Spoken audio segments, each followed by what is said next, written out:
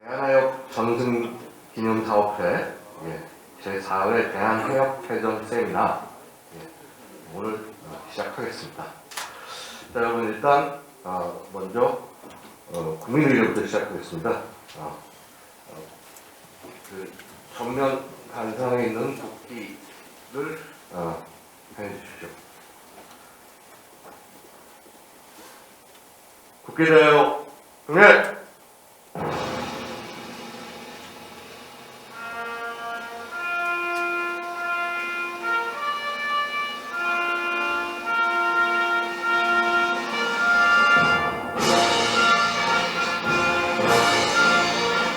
나는 자랑스러운 태극기야. 자유롭고 정의로운 대한민국의 무궁한 영광을 위하여 충성을 다할 것을 굳게 다짐합니다.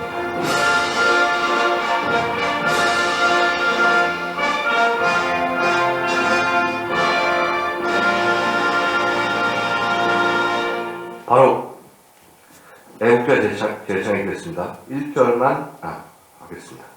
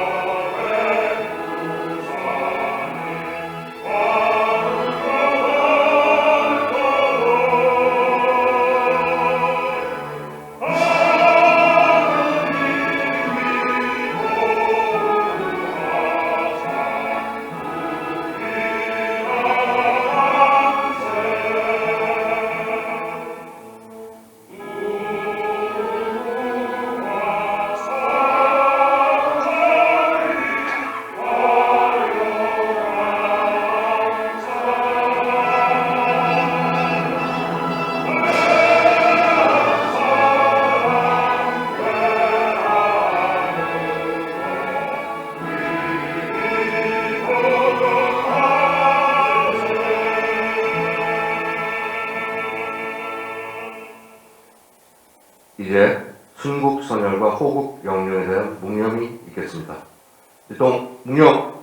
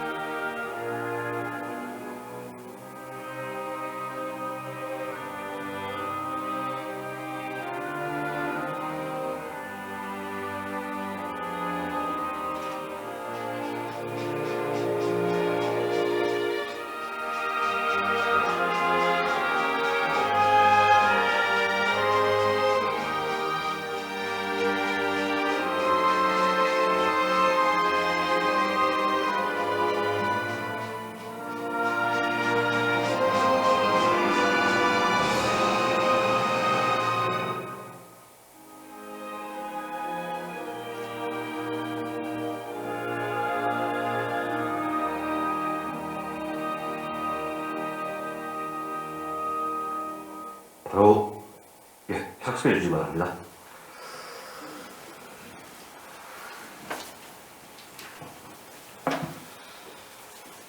대한해협 해전 세미나가 벌써 4회를 맞았습니다. 계속적인 우리 여러분들의 관심, 해군의 관심, 많은 국민들의 뜻을 모을 수 있는 소중한 자리가 되기를 기원하겠습니다. 오늘 굉장히 여러 귀빈들께서 참석을 해주셨습니다. 일단 전부 다 말씀 올리진 않겠지만은 일단 성함을 호명하겠습니다. 자리에 일어나거나 그러진 않도록 하겠습니다.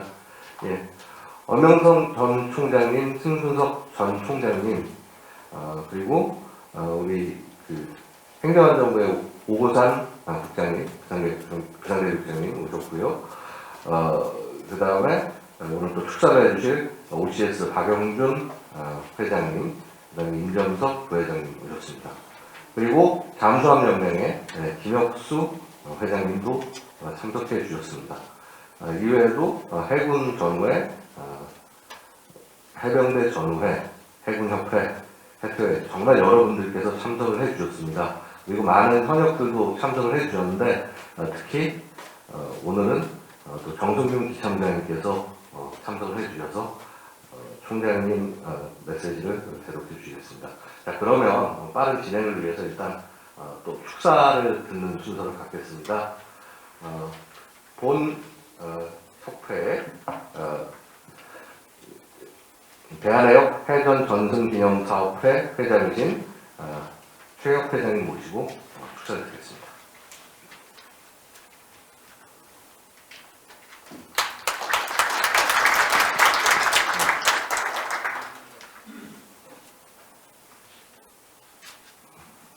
안녕하세요. 최경학입니다.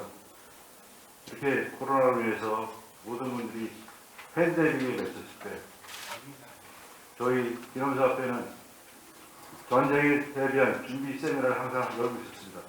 오늘 모처럼 해군 참모총장 엄현순 총장님과 심석 총장님 그리고 한상희 사령관님은 고 최영란 함장 마지막 모습을 뵌 분입니다. 이렇게 모시고 저희가 하게 돼서 굉장히 영광을 생각합니다. 그동안 합숙 세미나를 저희가 참여해왔는데 그동안은 겉핥기밖에 못했다고 생각합니다.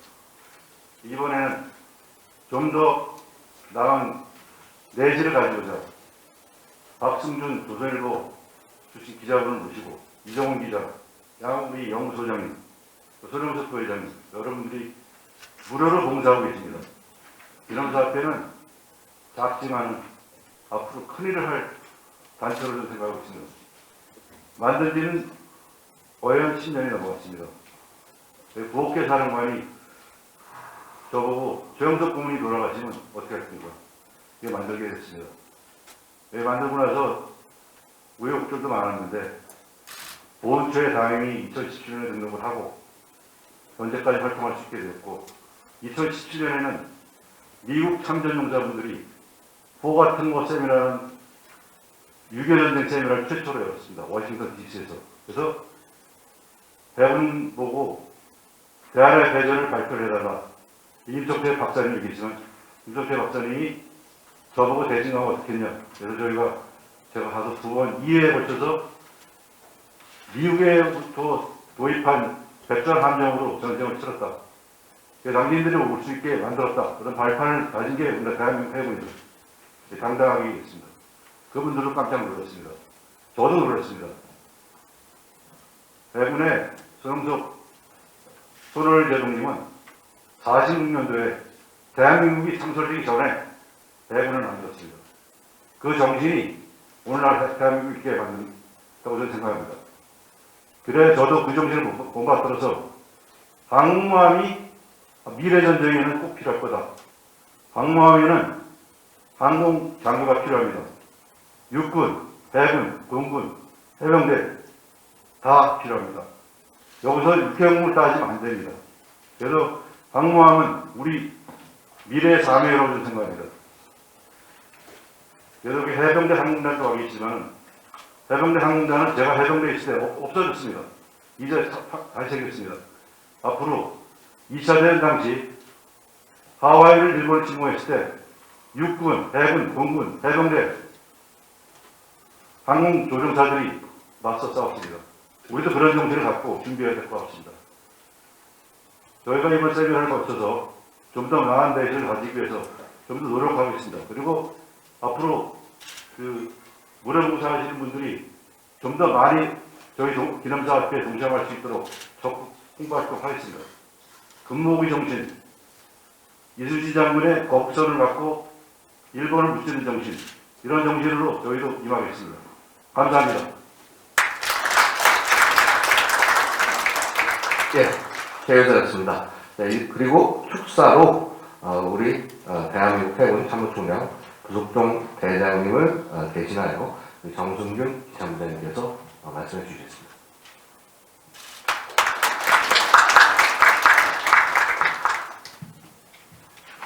안녕하십니까. 해군 계획관리 참모부장 정승균 소장입니다. 오늘 총장님께서 오셔야 되는데 지금 다른 국제 행사가 있으셔가지고 제가 대신 총장님 특사를 대독해 올리겠습니다.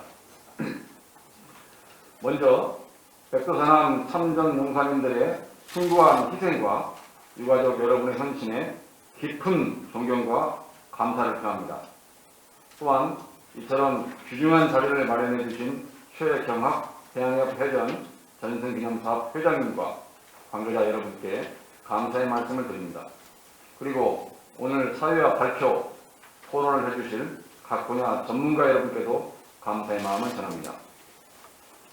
아울러 참석하시어 자리를 빛내주신 OCS 중앙회 인정섭 부회장님, OCS 중앙 회장님, 그리고 잠수함연맹 김혁수 회장님, 해군 전협회 이충군 회장님, 그리고 역대 총장님들, 기분 여러분께 다시 한번 감사드립니다. 인류 역사에 나라의 운명을 구한 위대한 전투와 영웅들의 이야기가 있듯이 우리나라의 역사에는 대한의 회전과 백두산함 장병들이 있습니다. 6.25 전쟁 발발, 백두산함 장병들의 용전분투로 대한합 회전에서 승리할 수 있었습니다. 그리고 그 덕분에 낙동강 전선을 구축할 수 있는 귀중한 시간을 확보했고 지금의 대한민국을 지켜낼 수 있었습니다. 오늘 세미나의 주제는 백두산 함정이여 항공모함으로 다시 태어나라입니다. 이제 우리는 대한의 회전의 현 근대사적 의미를 되새기면서 더 힘차고 밝은 미래를 모색해 나가야 합니다. 우리 역사의 명장들은 미래 한벌을 내다보는 해안으로 사전에 전력을 건설하고 결국 환란에 의해서 나라를 구해냈습니다. 400여 년 전 춘공 이순신 제도께서 거북성을 건조하신 것과 70여 년 전 손원일 제도께서 백두산함을 도입하신 것은 모두 위대한 영웅의 해안으로 가능했던 것입니다. 이로써 국가와 국민을 지켜낼 수 있었습니다. 이제 우리가 그 역사를 이어가야 할 때입니다. 우리를 둘러싼 주변국은 무섭게 해군력을 증강하고 있습니다. 대한민국의 생명선인 바다를 지키기 위한 강한 해군력이 절실한 시대입니다. 우리는 시대 사명을 명확히 알아야 하며 이를 토대로 후대를 준비해야 하는 숭고한 의무가 있습니다. 선진국 대열에 오른 대한민국은 해양 강국의 해군력을 후손에게 물려주기 위해 지금까지와는 다른 차원의 미래 전력을 건설해 나가고 있습니다. 한국형 항공모함과 서기 잠수함은 국가급 핵심 전략 자산으로 대한민국의 평화의 번영을 강력한 힘으로 뒷받침할 것입니다. 오늘 이 자리에 모인 여러분들의 지혜가 훗날 우리 후손들에게 선대의 해안으로 기억되기를 소망합니다. 다시 한번 세미나를 개최 축하드리며 대한해협 회전 전승기념사업회의 무궁한 발전과 참석하신 모든 분들의 건강과 행복을 기원드립니다. 감사합니다. 네, 감사합니다. 자, 다음으로 우리 박영준 해군 OCS 장교중앙회 회장님의 축사를 듣겠습니다.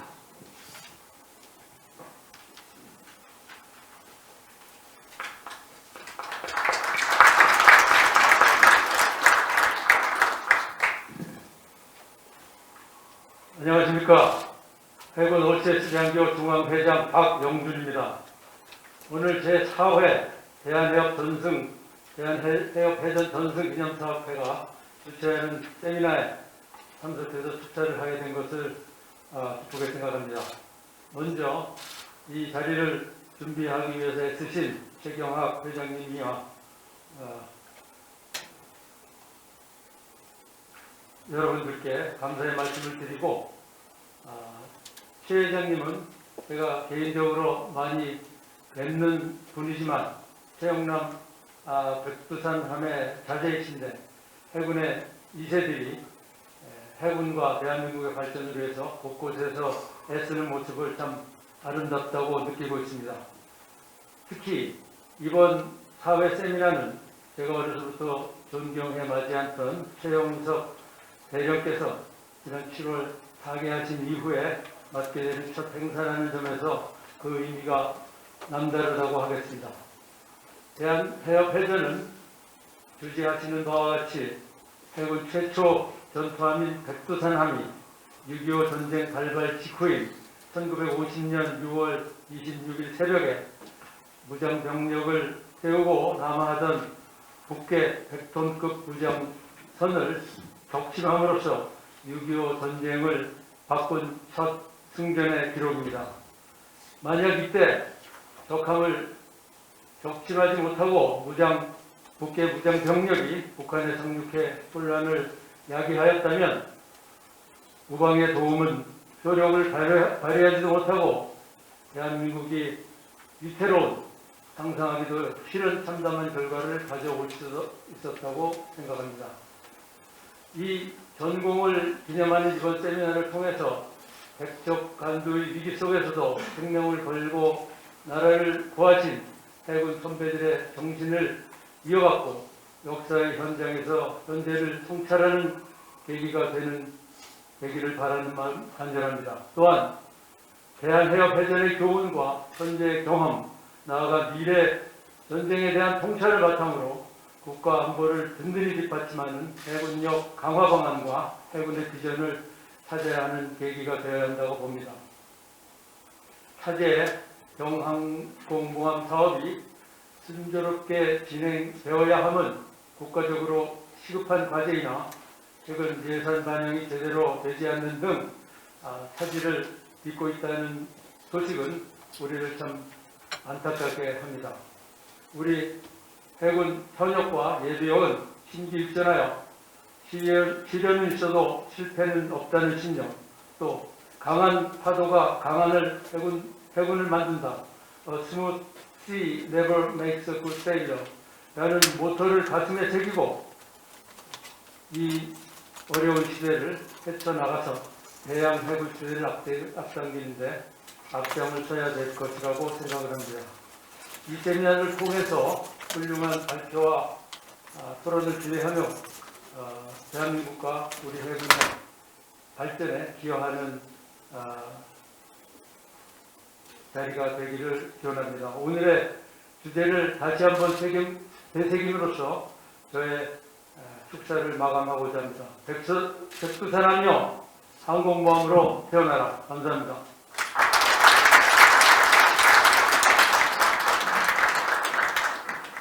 예, 지체 없이 그럼 곧바로 발표와 토론으로 들어가도록 하겠습니다.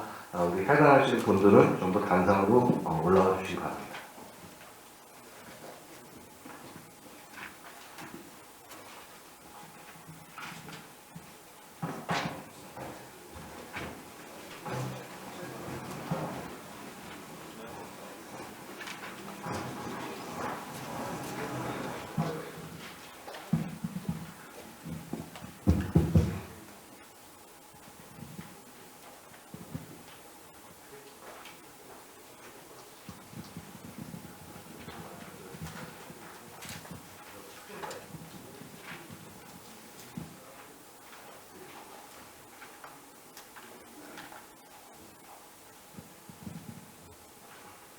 일단 소개해.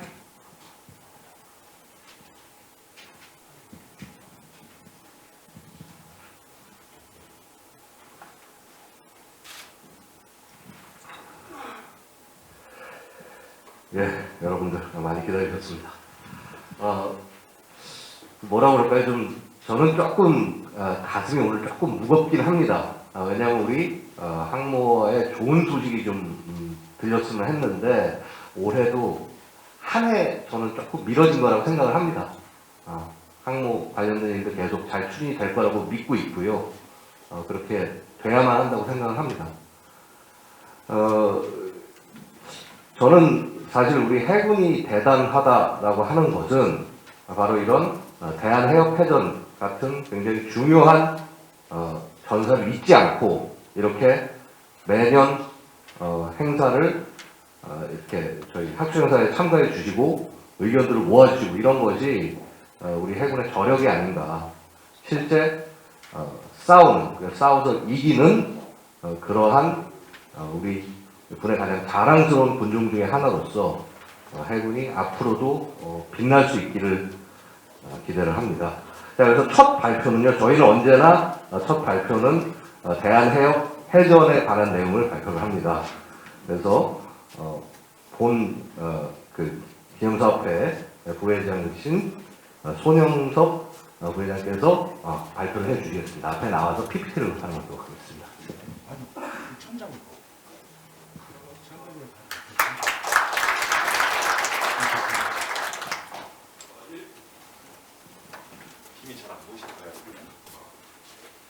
하나, 둘. 이렇게 많이 참석해 주셔서 대단히 감사합니다. 오늘 제가 발표 내용은 대한의 회전과 소를 내용이겠습니다. 말씀드릴 내용은 우리가 정말 강국 후에 어렵던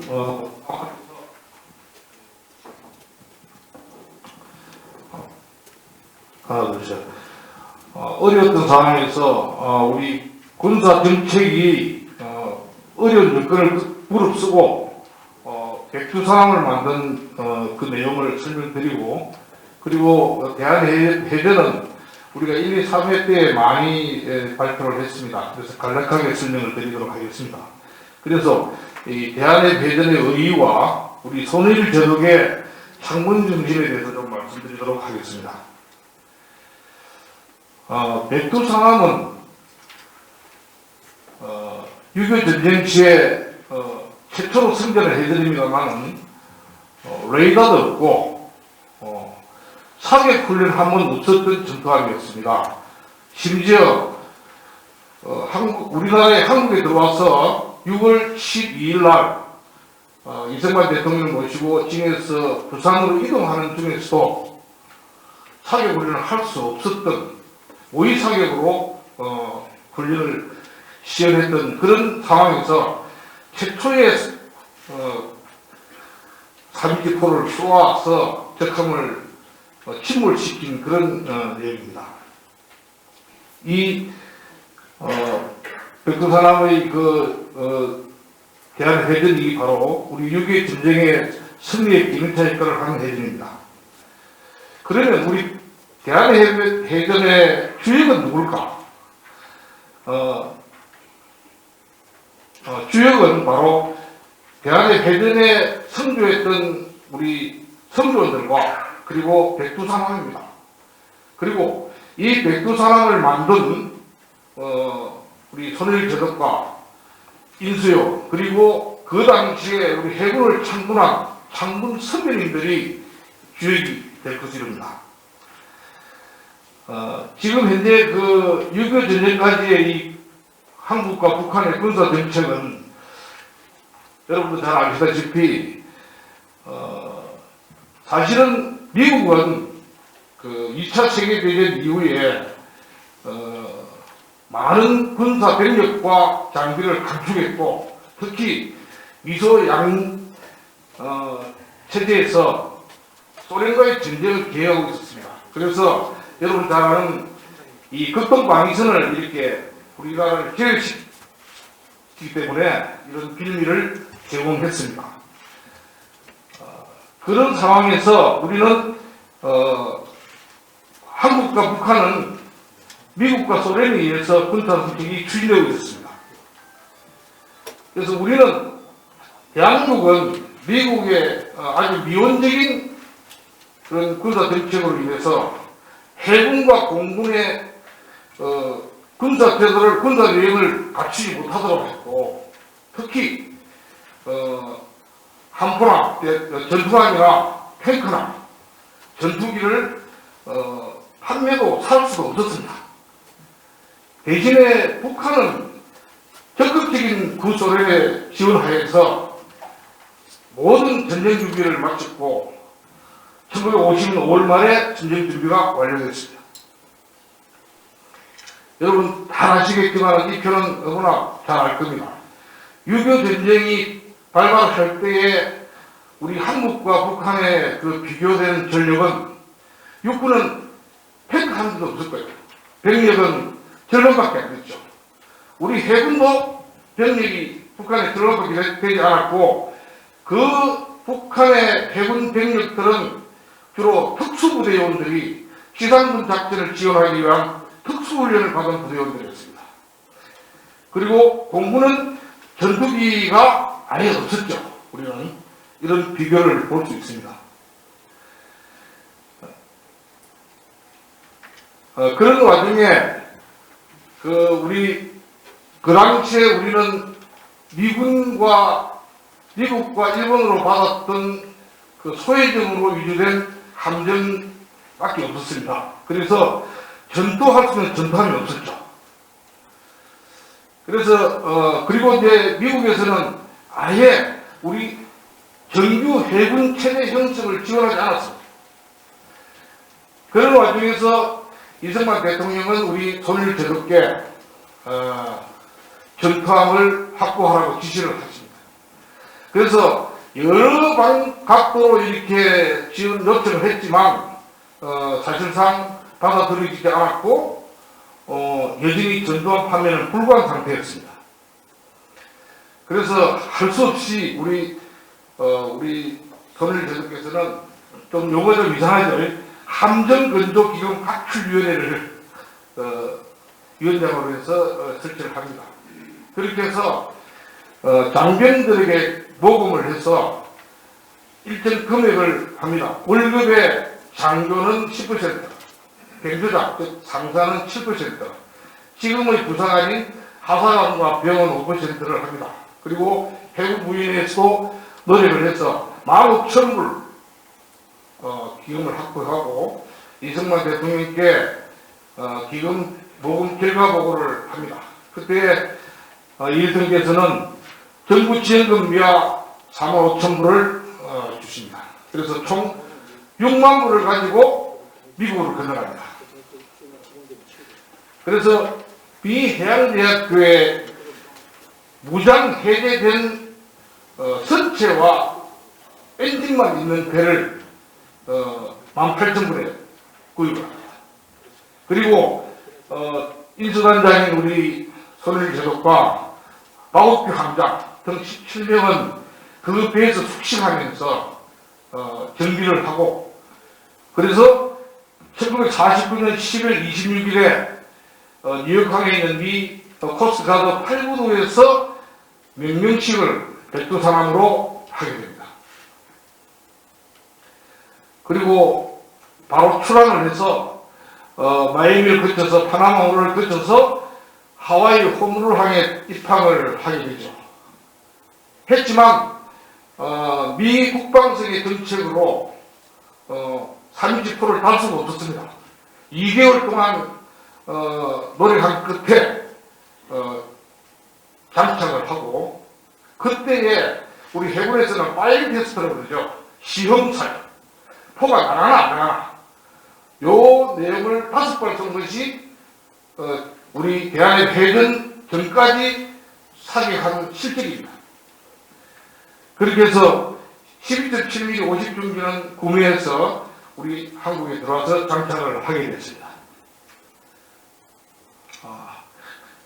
그리고 이동해서 광안에 가서 이게 3인치가 76mm입니다. 3인치 포탄 100발을 구매합니다.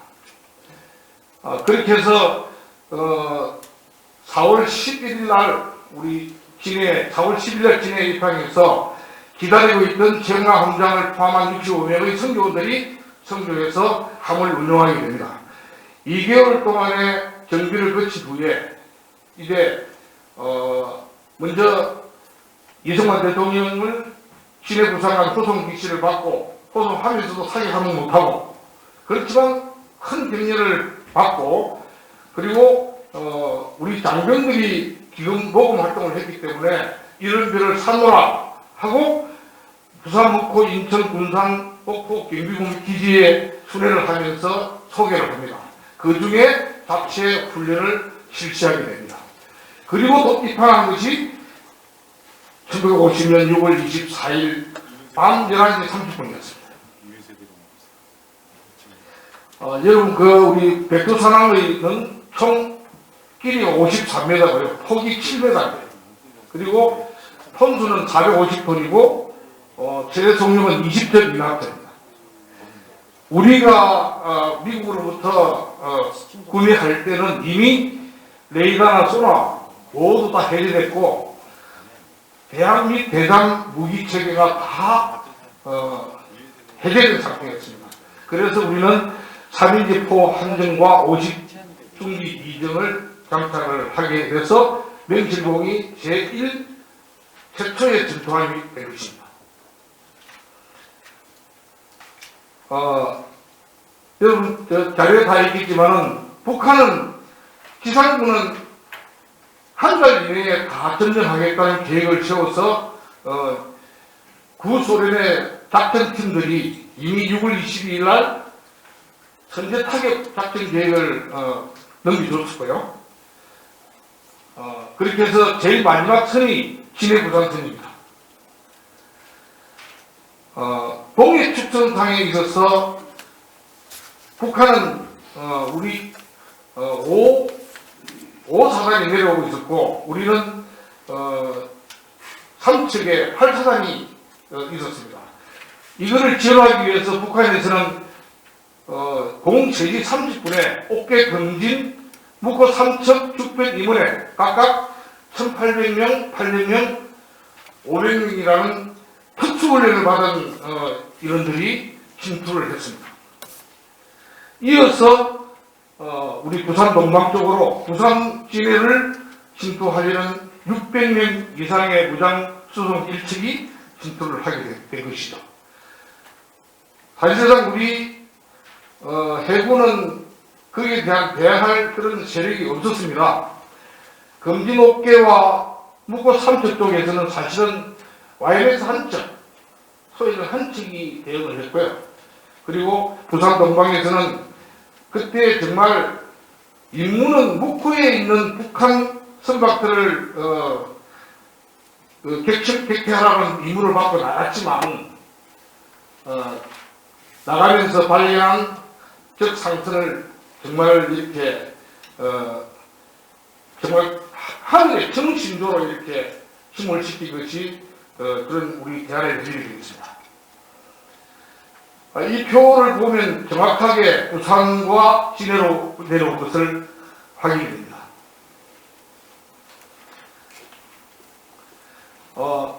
국방TV에서 나온 건데 2분 30초짜리 동영상을 한번 보시면서 보신 분도 계실 겁니다. 한번 전체적인 것을 다 설명하기가 시간이 촉박하기 때문에 이 동영상으로 대신하도록 하겠습니다.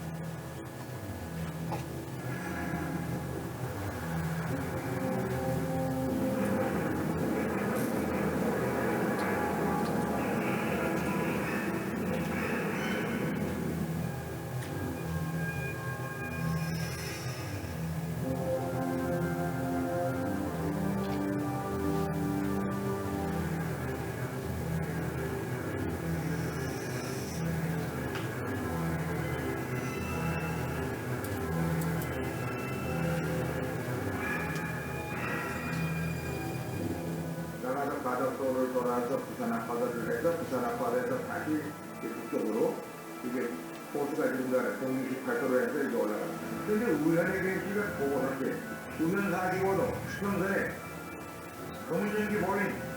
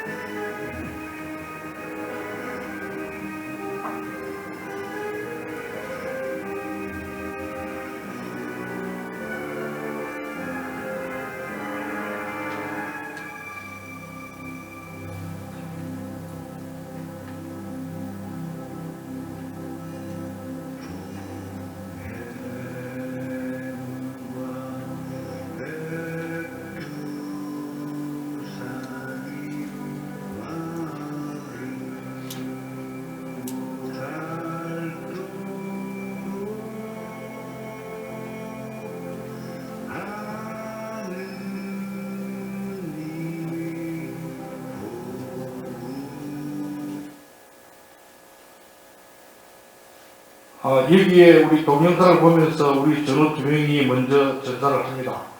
여기 두 가지 제가 설명을 드리면은, 먼저 지난 7월 달에 고인이 되신 최영석 고문께서는 그 당시 갑판사관이 있었습니다.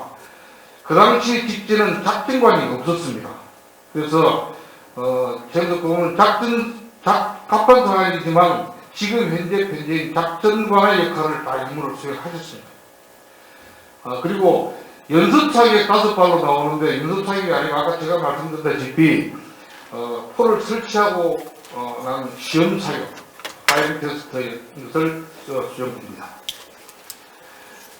이러한 대한해전은 어떤 의의를 가지고 있고, 그리고 우리 그 대한해전을 만든 우리 백두산함을 이렇게 확보한 손해일 제독의 창문 정신은 어떤 것인가 잠깐 보면요.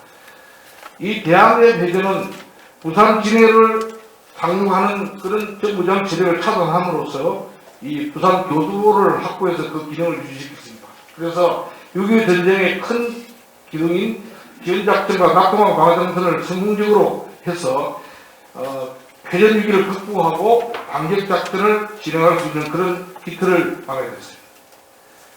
만약에 이 무장 병력들이 부산에 들어왔다면 그 당시 우리 군 부대는 없었습니다. 경찰 병력밖에 없었습니다.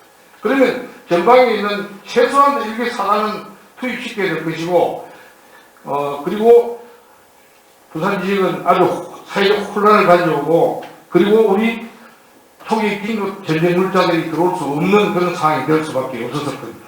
그러면 저의 공격 기시는 빨라지고 진주 속도도 증가해서 우리에게는 정말 어려운 상황이 되지 않았는가, 그렇게 평가해 볼 수 있습니다. 그래서 우리 이 대한해전의 의의는 정말 6.25 전쟁이 터졌을 때 최초로 우리 단독으로 적을 무찌른 그런 전쟁으로서 우리에게 자신감을 줄 거예요. 그리고 전주혁 씨는 이 백두산함이 우리 대한민국을 구했다라고 이렇게 평가를 합니다. 그리고 북한은 자기들이 이제는 세상을 도울 수 있는 해군 작전이 아니고 이렇게 도서 지역으로만 다른 그런 작전을 할 수밖에 없었고, 노무현 존슨은 6.25 비사에서 701 함의 대한의 회전은 6.25 전쟁의 군수력이었다라고 얘기를 합니다.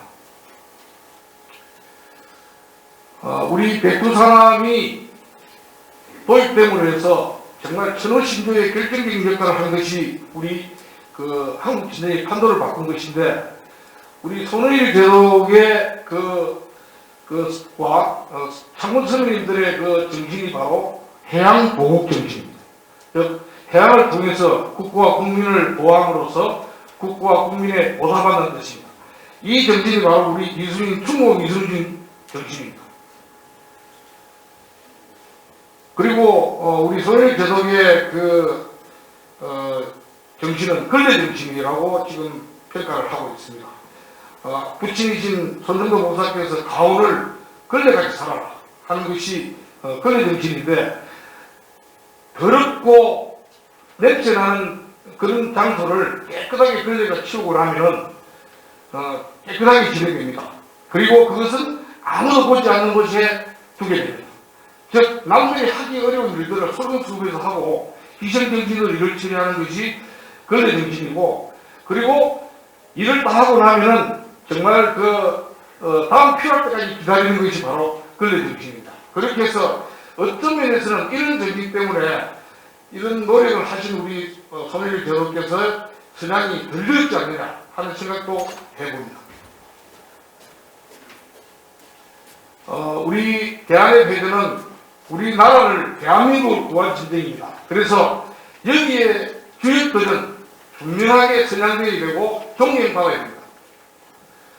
충무 이순신 제독이 전라자수사 부임해서 임진왜란 발발전 1년 2개월 동안 거북선을 만들고 또 대하 부대를 경비태세를 갖추어서 왜군을 물리치고 조선을 구한 것이 지금 우리 대한민국의 해군의 아버지 손의일 제독이 광고 후에 정부 수립 후에 1년 6개월 동안, 그전부터 시작했습니다만 약 1년 6개월 동안 그 어려운 그 미국의 군사 정책에 싸우면서 우리 전투함을 확보하고 이어서 세 척의 초기함을 확보하고 있는 중에 하와이에서 있을 때에 유교 전쟁이 일어났죠.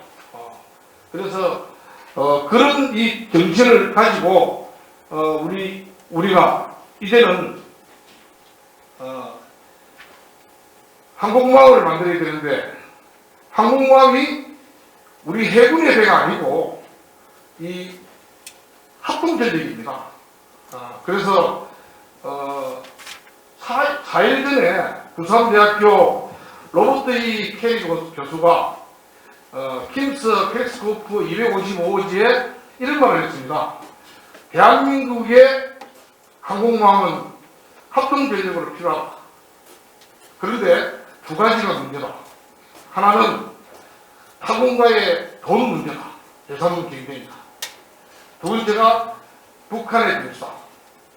즉 우리 대한민국 해군이 대항공모를 확보하는 것이 우리 해군의 대한증 만드는 것이 아니고 이 대한민국을 이익 있는 그 일을 하기 위해서 합동전력으로 만들어야 한다는 그런 생각을 잘 모르고 있는 우리 일부 가문의 그 생각들은 우리가 다 이해시키고 설득시켜야 될 것이라고 합니다. 그리고 북한이 원하는 것은 우리가 이런 세력을 갖는 걸 싫어할 겁니다. 거기에 동조하는 일부 정치인들은 뭔가를 좀 깨달아야 되지 않겠는가, 국가의 이익이 무엇인가를 좀 알아야 되겠다 하는 것입니다. 이런 상황을 볼 때에 우리 손을 계속해서 그 어려운 상황에서 미국이라는 그 국가를 상대로 해서 전투함을 확보했던 것이 그 어려움을 비교한다면 지금 좀 더 쉽지 않을까 싶습니다. 그런 의미에서 우리 여기 계신 예비역 그리고 우리 해군 해적분들이 정말 이 경항모를 확보할 수 있는 노력을 경주해서 확보를 해야 될 것이라고 봅니다. 그래서 우리 백두산함이 우리 대한민국을 구했기 때문에 앞으로 우리 수도하는 해군 국가 이익이 되는 경항모의 선명을 백두산함으로 하는 것이 어떨 것인가. 이것이 바로 중국 이순신 정신과 소련의 제독의 항군 정신인 이 해양 보국 정신을 이어가는 것이 아닌가 이렇게 생각합니다. 이상 내 보고를 마치겠습니다. 감사합니다. 예, 좋은 말씀이었습니다. 아마도 그런 생각이 듭니다. 지금 우리의 첫 항모를 가지려는 노력 자체가 어떻게 보면 이렇게 백두산함을 이렇게 우리가 준비하는 그런 험난한 과정과 이게 유사하지 않나. 그래서 불굴의 정신으로 끝까지 그런 목적을 달성해내기를 기원하겠습니다. 자, 그리고 두 번째 발표는 우리 박승준 위원님께서 맡아주시겠습니다. 박승준 위원께서는 중국, 베이징, 홍콩 이쪽 특파원 오래 하시고 조선일보 국제부장을 하시면서 이렇게 중국을 누구보다도 많이 들여다보셨습니다. 현재는 아주경 대신문 논설고문, 그 다음에 최종현 학수원 자문위원으로 계십니다. 네, 발표를 듣겠습니다. 안녕하십니까? 잠깐 벗어도 됩니까? 발음이 별로 좋지 않아서 마스크를 벗어야 아마 여러분들이 들으실 수 있을 것 같습니다. 그 프로그램에 올려놓은 그 PPT는 처음에 만든 거라서 지금 다 제가 고쳐서 여기 다시 올려놨습니다. 제목은 제목은 중국의 군사력 위협 대한민국은 안전한가 이런 제목입니다만 아까 허정석 부의장께서도 말씀하셨지만은 이 세미나를 앞두고 여러분들한테 제가 언론에 종사했으면서도 좋은 소식을 못 들려드리고, 1 경항모 예산을 국회가 72억을 우리 방위사업청에 올린 걸 다 깎고 세미나 비용에 불과한 5억만 남기고 이제 다 깎아버렸습니다만 왜 이런 일이 벌어졌을까? 여기에는 이제 그 언론도 큰 역할을 했습니다. 제가 조선일보 출신입니다만 여기 오늘이 26일인데 28일 아침에 조선일보에 아마 경항모에 관한 칼럼을 보셨을 겁니다.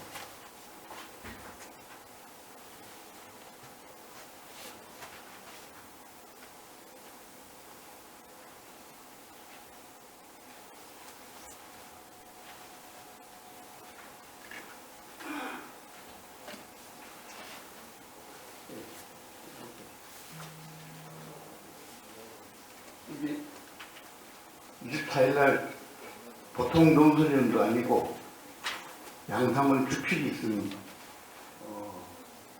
칼럼 제목이 경항모 소동이라고 있습니다. 소동.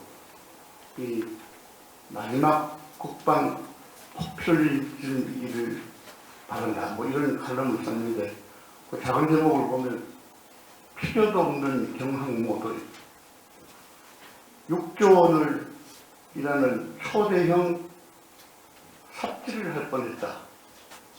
포퓰리즘의 국방 오염 사례. 그나마 국회가 제동을 걸어서 필수적인 F-35의 도입까지 국내 정쟁거리를 만들었다. 국방의 정치화는 막아야. 그 제가 오늘 아침까지 양상훈 주필을 제 조선일보 2기 후배인데 만나지 못했습니다. 제가 만나면 꼭 이 칼럼의 잘못을 지적해 주겠습니다. 왜냐하면 이 양상훈 주필은 육군 사령 출신입니다. 여기 사령에 계시면 용서하세요. 그런데 무슨 전략 개념이나 작전 개념을 이해할 만한 배경 지식이 없습니다. 그런데 왜 이렇게 열을 올리고 저는 공군 정보장교로 수원에서 항공정찰을 담당하다가 공군생활학교에서 중국어 교관을 지냈습니다. 그때 정경두 전 국방장관이 제가 가르친 생독 속에 있었습니다. 제가 28기, 29기를 가르치는 29기가 정경두 장관이 29기이기 때문에 그런데 이 칼럼에 대해서 제가 여러분들한테 정말 죄송하게 생각하고 이 양상훈 주필이 왜 이렇게 열을 올렸는지에 대해서는 제가 직접 만나서 물어보겠습니다. 그런데 본인이 그렇게 한 걸 이 양상훈 주필은 정치부 기자 출신입니다. 아마도 정치인들의 이야기를 주로 들었을 것 같습니다. 근데 우리나라 정치인들이라는 지금의 정치인들 아시죠? 제대로 병역도 안 한 사람이 많고 사시 공부하느라고 병역을 다 피해간 제가 대학 4학년 때 보면 대학가 하숙편에 CD를 만들어 드립니다. 이런 그게 전봇대에 많이 붙어 있습니다. 그게 뭐냐면 신검하러 갈 때 급성 CD를 만들어 주는 거죠. 그럼 주로 사시 외시 공부하는 행시 공부하는 시험하는 학생들이 급성 CD를 만들어서 일단 병역을 피하고 그래서 제가 그랬습니다. 저는 공군 원래 지망은 요격 장교, 레이더 장교를 지망했는데 저보고 미친놈이라고. 그래서 아니 군대는 우리나라의 세상이 아니냐. 난 잘 갔다 올게. 이걸 이제 제가 자랑스럽게 4년을 복무했습니다만 그런데 이제 이 오프라인으로 보는 신문은 아무것도 될 것이 없죠. 그런데 이제 온라인 신문을 보시면 이 양상훈 칼럼 주필의 칼럼 아래에 보면 댓글이 붙어 있습니다. 그러니까 꼭 그 댓글을 여기 제가 따왔습니다만 이 반대 댓글이 많이 달렸습니다. 그 중에서 한두 개만 제가 읽어보기로 합니다. 여기 보면 이런 것도 있습니다. 조선일보에는 군대 대대한 인간이 몇이나 될까? 제가 거기 있었지만 실제로 저처럼 병역을 충분히 한 기자나 간부는 많지 않습니다. 그 점은 제가 굉장히 부끄럽게 생각하고,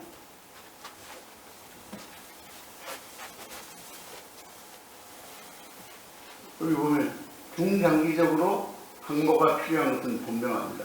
그 이전에 제주의 공군기지를 건설하고 뭐 항모가 필요하다 이렇게 썼으나 자 여기 이제 아마 가장 잘된 댓글인 것 같은데, 항모가 불필요하다고 주장하는 사람은 바다와 해양력의 중요성을 전혀 모르는 모양이다. 아마도 해양력에 관한 서적 한 권조차도 읽지 않고, 이것도 제가 양상원 주차장님 물어보려고 그랬어요. 제대로 된 책을 읽어본 일이 있냐? 그저 비싸니까 불필요하다고 주장할 것이다. 모르고 무식하면 매우 용감하다. 항모의 핵심은 항모라는 플랫폼이 아니라 항모 전단의 핵심인 세 개의 구성 성분, 항공, 수상 수중에 있다. 그러니까 이 댓글은 전문가가 하신 것 같습니다. 그 많은 댓글은 여러분이 아시는 것처럼 초딩들도 댓글을 달고, 잘 알지 못하는 사람들이 무조건 피자의 주장에 동조하는 댓글을 많이 달면, 이렇게 차분하게 반대 댓글을 단 분들의 의견은 이 양상훈 주필도 아마 잘 읽어봤을 것으로 생각합니다.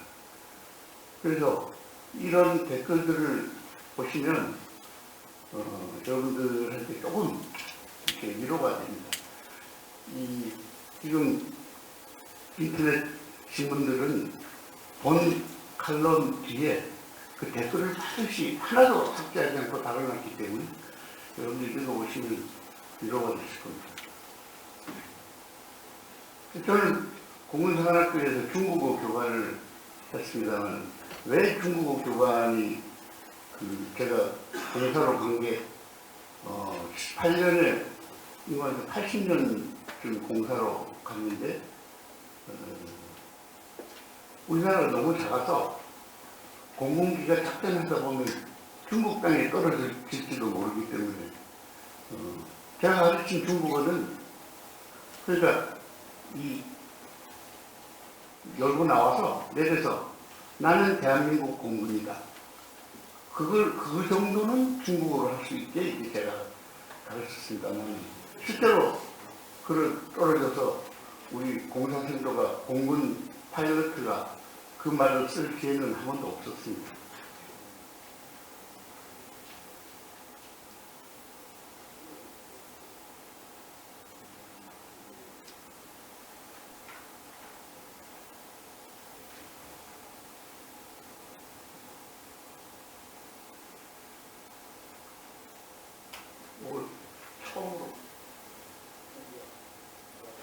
처음으로 좀 돌려주십시오. 처음으로 좀 돌려주시면 감사합니다. 그래서 제가 오늘 드릴 말씀은 이 중국 군사력이 우리 대한민국의 안전에 위협이 되는가를 말씀드리는데, 이걸 다 보실 필요는 없고, 제가 그 중에서 여러분들에게 자신있게 들을 수 있는 말씀만 밑에 좀. 네.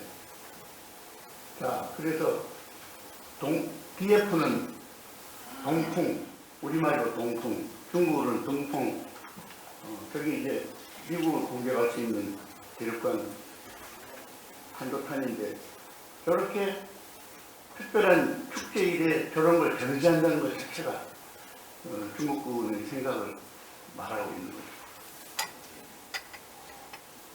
이건 제2항모.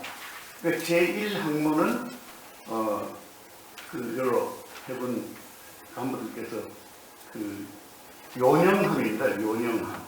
근데 이제 표기가 랴오닝함으로 되어 있는데 원래 우리 대통령께서 국민정을 만들 때 한자의 음을 우리식으로 발음하라고 잘 만들어놨는데 그 표기법을 이 현대에 와서 저도 책임이 있습니다만 제대로 간수하지 못해가지고 우리말로 요령함이라고 하면 될 거를 랴오닝함 그리고 제2 그러니까 여러분들께서는 그냥 요령함이라고 하면 되고 제2항모는 산동함입니다. 산동함.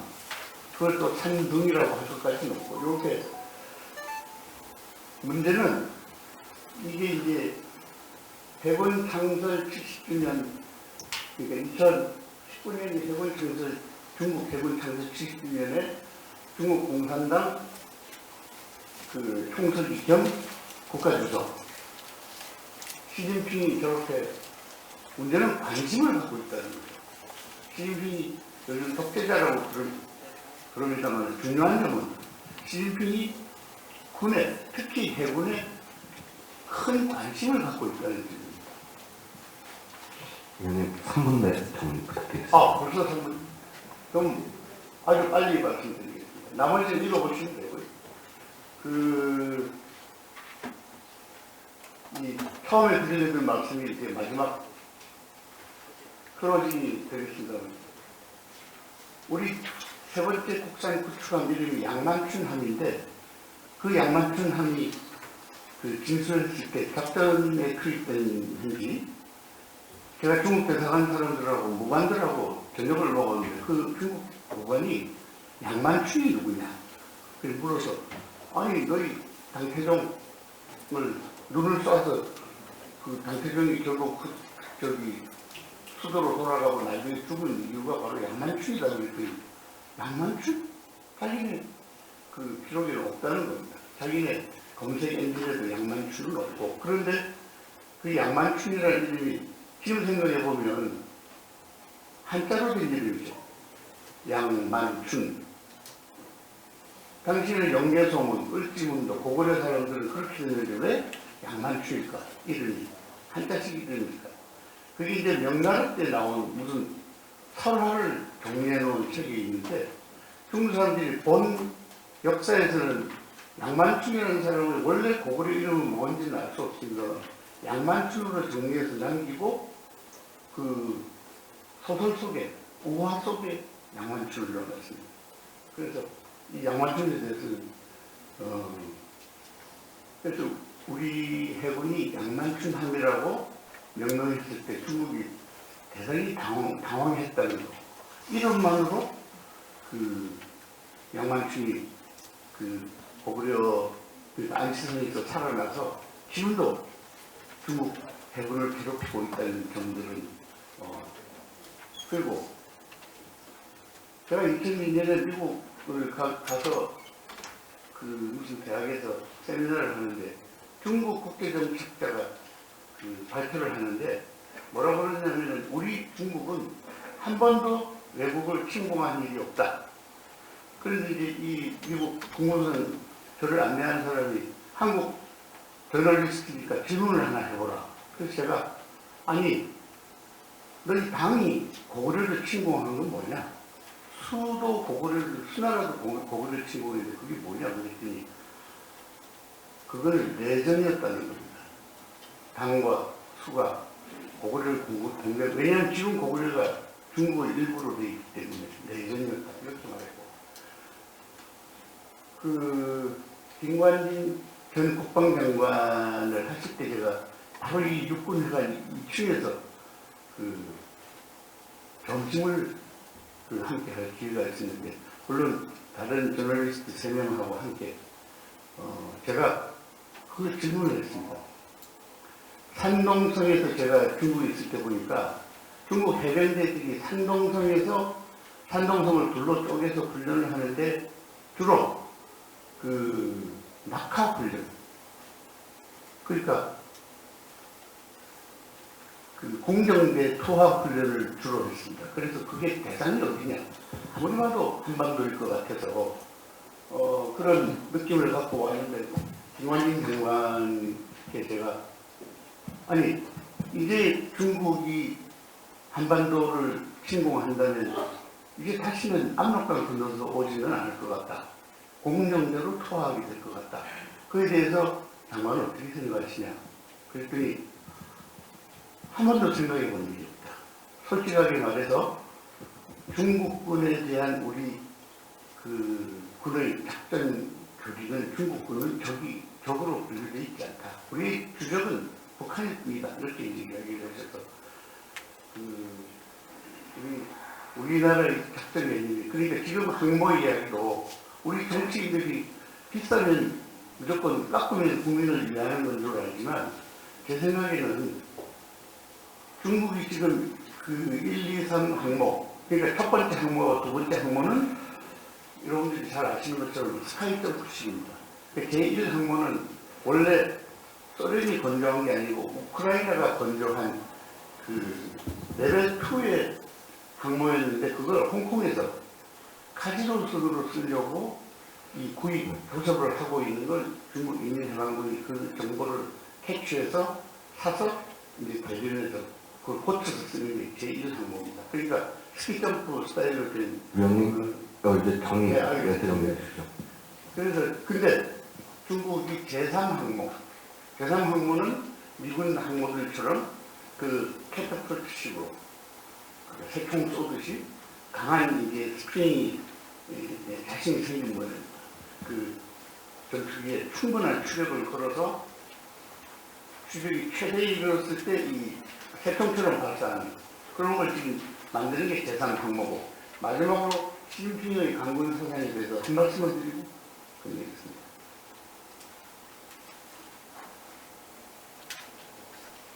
그는 시진핑의 하고 그 이전 지도자들하고 뭐가 다르겠냐. 시진핑은 지방 당서기를 거치면서 모두 현지 지역 군 경비사령부 이런 데서 직함을 갖고 있었습니다. 그래서 최근의 지도자 중에서는 모택동 군인이고 등소평도 군인 출신이었지만 강택민, 장태민, 구진타오, 허군도는 군인 출신이 아닌데 이 시진핑은 군인 경력을 갖고 있었습니다. 그래서 이 시진핑이 만든 개념이 요 세 번째에 있는 싸울 줄 알고 싸우면 이겨야 한다. 이게 시진핑이 집권한 2012년부터 계속 강조한 겁니다. 그리고 그때부터 제가 보니까 중국 군들이 줄도 제대로 서고 제식 훈련도 제대로 하고 모든 게 제대로 됐습니다. 해군 강화, 공군 강화도 전부 하고 그래서 여기 시진핑이 강조한 게 이 참 읽기가 뭐합니다만 저건 따장, 따성장 그러니까 싸울 줄 알아야 하고 인민해방군은 싸울 줄 알아야 하고 싸우면 이겨야 된다.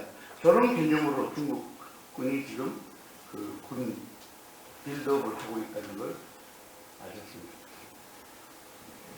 시간상 여기까지만 말씀드리고 참고해 주시면 감사합니다.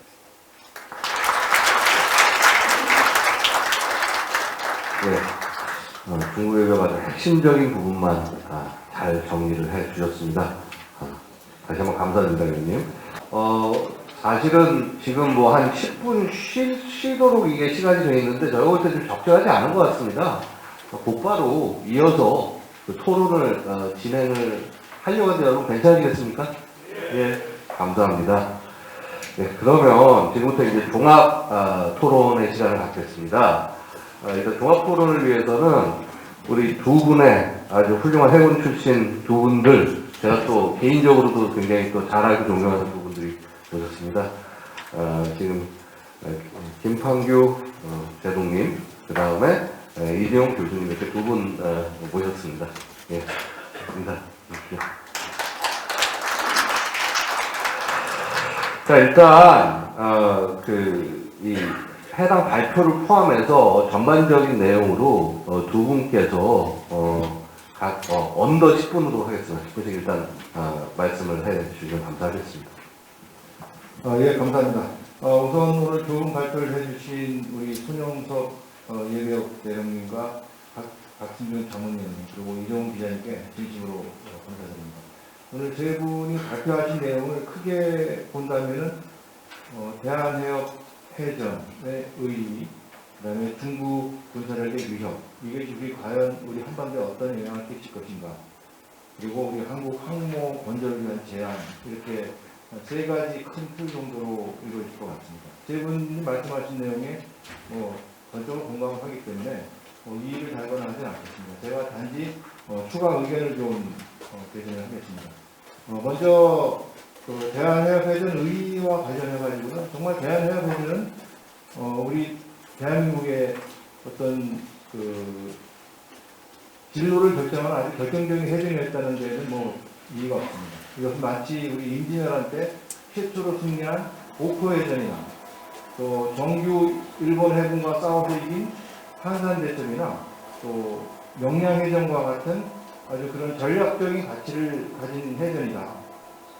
부산의 교두보 확보라든지 또 우리 해군 최초의 승리함으로써 이제 승리할 수 있구나 라는 자신감, 그리고 이를 통해 가지고 미군이나 연합군이 볼 때 한국 해군은 우리와 같이 작전할 수 있는 능력을 갖춘 군이구나 라는 인식을 받을 수 있었습니다. 이런 이 가치는 아마 우리가 규모가 작아서 인천 상륙작전에 보험가지 못하고 있지만 그 전략적인 가치 측면에 있어서는 충분히 인천 상륙작전과 같은 전략적인 가치를 받을 수 있는 해전이다. 그리고 우리가 이것을 기억을 하고 선양해야 되는 것은 우리 후배들의 당연한 임무라고 저는 공감을 합니다. 다음 선명 관련해서는 마지막 테마에까지 얘기를 하고요. 우선 중국의 위협 문제. 우리 박승준 장훈님께서 여러 가지 진행이 있으셔가지고 실질적인 위협에 대해서는 구체적으로 많은 부분을 터치를 못하셨는데 중국의 위협은 중국이 2050년까지 세계 인류 강군을 육성하고 있다고 해서 지금 시진핑이 중국 몸을 꿈꾸면서 A2AB 1, 2, 3 도령 기업 해가지고 엄청나게 뻗어나가고 있죠. 그 축이 그 세 가지 핵심 능력이 있는데 그게 뭐냐면 첫 번째는 항모 정투다. 그리고 전략 공격 핵弾도함. 그다음에 세 번째는 라켓군이라고 합니다. 이것은 과연 방어이면서 공격을 할 수 있는 두 가지를 경제한 능력이라고 볼 수가 있는 것이죠. 그리고 지금 미국과 중국 간의 갈등이 좀 심화되고 있는데 그 갈등의 폭이 점점 확장되고 있다는 데 문제가 있습니다. 과거에는 저쪽 남중국해에서 인공섬을 이용해가지고 자국의 어떤 영역을 넓히려는 과정, 또 그 과정에 미국이 이제 항행 자율 작전을 하면서 약간의 충돌이 있었죠. 지금 이제 이게 대만 쪽으로 퍼졌어요. 양안 문제를 들리면서 최근에는 100여 대 이상의 전투기를 동원해가지고 대만항공을 위협한 이것은 중국이 1995년, 96년 제3 대만 사태 때 대만에 대해 가지고 미사일을 쐈다가 미 해군 항모 전단이 이게 항모 전단이 나타나자 꼬리 팍 내리고 물러설 수밖에 없었습니다. 그 이후부터 중국은 미 해군 대응을 위해 가지고 엄청난 노력을 많이 했고 투자를 많이 했습니다. 그 결과가 아까 말씀드린 세 가지였던 것이죠. 그런데 우리가 간과하고 있는 것은 이것이 남의 문제라고 생각하고 있는 거예요. 대만에서의 문제다. 실제 최근 들어가지고 최근 3년간에 중국이 우리 해군, 우리 또는 서해 또는 우리 대한민국 한반도에 위협을 가하고 있는 것을 보면 상당히 좀 우리가 대비를 하지 않으면 안 된다고 생각합니다. 첫 번째는 이어들었구만 우리 한국 항공 식별구역 내의 침범입니다. 최근 들어가지고 최근 한 3년간에 이 항공 식별 구역 내에 들어온 것만 하더라도 거의 대규 무력 시위한 걸 따지고 그러면은 한 10여 회 이상이 17회 정도 된다고 합니다. 그 다음에 아까 잠깐도 말씀드렸지만 서해에서 동경 124도를 기준선으로 한 지금 중국이 124도를 자기네 작전구역이라고 하고 있어요. 과거에 우리 해군은 123도를 작전구역으로 했습니다. 123도까지. 그래서 123도까지 경기도 나가고 했는데 이제는 우리 해군이 123도 쪽으로 경기 나가면은 중국 해군이 근접해가지고 밀어냅니다. 이 정도로 그 124도 이내, 그러니까 우리가 생각하고는 123도를 침범한 사례가 이미 최근 3년간에 한 100여 회 이상이 된다고 합니다. 이와 같이 중국의 위협은 점점 우리의 실체로 다가오고 있는 것이죠. 그리고 그 중국이 지금 서남해안 쪽에 해상 부표를 설치했어요. 지금 현재까지 제가 알고 있는 것만 해도 9개입니다. 그 중에 아까 말씀드린 123도, 124도 선에 만들어 놓은 게 6개예요. 그러면 그 부표를 만들어 놓은 이유가 뭐냐? 또 자기네 이 서해안의 124도가 자기네 작전 구역이고 여기에서 필요한 해양 영향 정보를 확보하겠다. 이런 뜻을 가지고 있는 거라 볼 수가 있습니다. 그래서 중국이 이제 대만 사태를 건드리면서 이것이 좀 더 진행이 되게 되는 결국 한반도 문제로까지. 그리고 미국의 입장에서도 대만 사태를 인해 중국과 갈등이 됐을 때, 갈등이 심각해질 경우에 우리 한국에 요청했을 때 우리는 어떻게 스탠스를 취할 것이냐. 그렇다고 뭐 그냥 이것도 아니고 저것도 아니고 우리 중국 눈치도 봐야 되고 미국 눈치도 봐야 되고 그냥 있어야 되느냐. 또한 만약에 정말 우리가 거기 어떤 그 역할을 하려면은 무엇을 가지고 역할을 해줄 것이냐. 이 부분에 대해서 심각하게 고민을 해야 되지 않겠는가 생각합니다. 우리가 임진왜란을 앞두고 많은 그 사람들이 일본의 침략을 예측을 하고 있었습니다. 그럼에도 불구하고 제대로 대비하지 않았죠. 물론 부분 중공 이순신 제독과 같이 함선을 준비하고 전투를 준비하신 분도 있어요. 그러나 국가적인 차원에서의 대비 태세는 없었습니다. 우리는 이제 중국의 위협이 눈에 보이고 있어요. 국가적으로 대비를 해야 된다고 생각합니다. 여기에 또 하나 있죠. 일본이 있는 것입니다. 일본은 지금 뭐 독도 문제는 너무나 잘 아시니까 뭐 더 이상 언급을 안 하고 실광구 문제가 또 대두가 됩니다. 2028년이 되면은 일본과 한일 대륙붕 협정을 맺은 지 박정희 대통령이 맺은 지 50년이 되는 해입니다. 그럼 그 만료가 되거든요. 만료되면 분명히 실광구 문제가 될 것이고 또 실광구는 공교롭게도 지금 중국이 실광구에 대해서 군침을 흘리고 있는 상황이에요. 이런 상황에서 과연 여기에서 작전할 이걸 대응할 수 있는 전력이 무엇이 있겠느냐. 이것은 한 가지 전력으로는 절대 되지 않는다고 생각합니다. 지금 일부 사람들이 생각하는 한반도 전체를 미사일 기지로 만들어서 우리나라에 들어온 미사일을 쏘겠다. 이런 단편적인 생각으로 될 게 아니고 이거는 종합적으로 대응을 해야 된다고 생각합니다. 근데 그 종합적인 대응을 하되 그 위치가 어디냐? 바다가 될 수밖에 없다는 거죠. 바다. 그러면 바다에서 막을 수 있는 군은 누구냐? 결국 해군과 공군이 합동작전에서 나가야 된다고 생각합니다. 그래서 저는 크게 세 축이 함정, 그리고 전략 항공기, 그 다음에 미사일이 되겠죠. 함정에는 잠수함과 지금 오늘 얘기하고 있는 항공모함이 될 수가 있는 것입니다. 그러면 우리가 항공모함을 어떤 식의 항공모함으로 갈 것이냐. 아까 이종훈 기자님께는 아주 좋은 말씀을 해주셨어요. 이제는 우리가 병항모 이런 얘기 할 필요 없어요. 요새 인기 있는 게 뭡니까? K-드라마, K-팝. 항공모함도 이제는 K-항공모함, 한국형 항공모함으로 가야 된다는 것이죠. 그 한국형 항공모함은 어떤 항공모함이냐?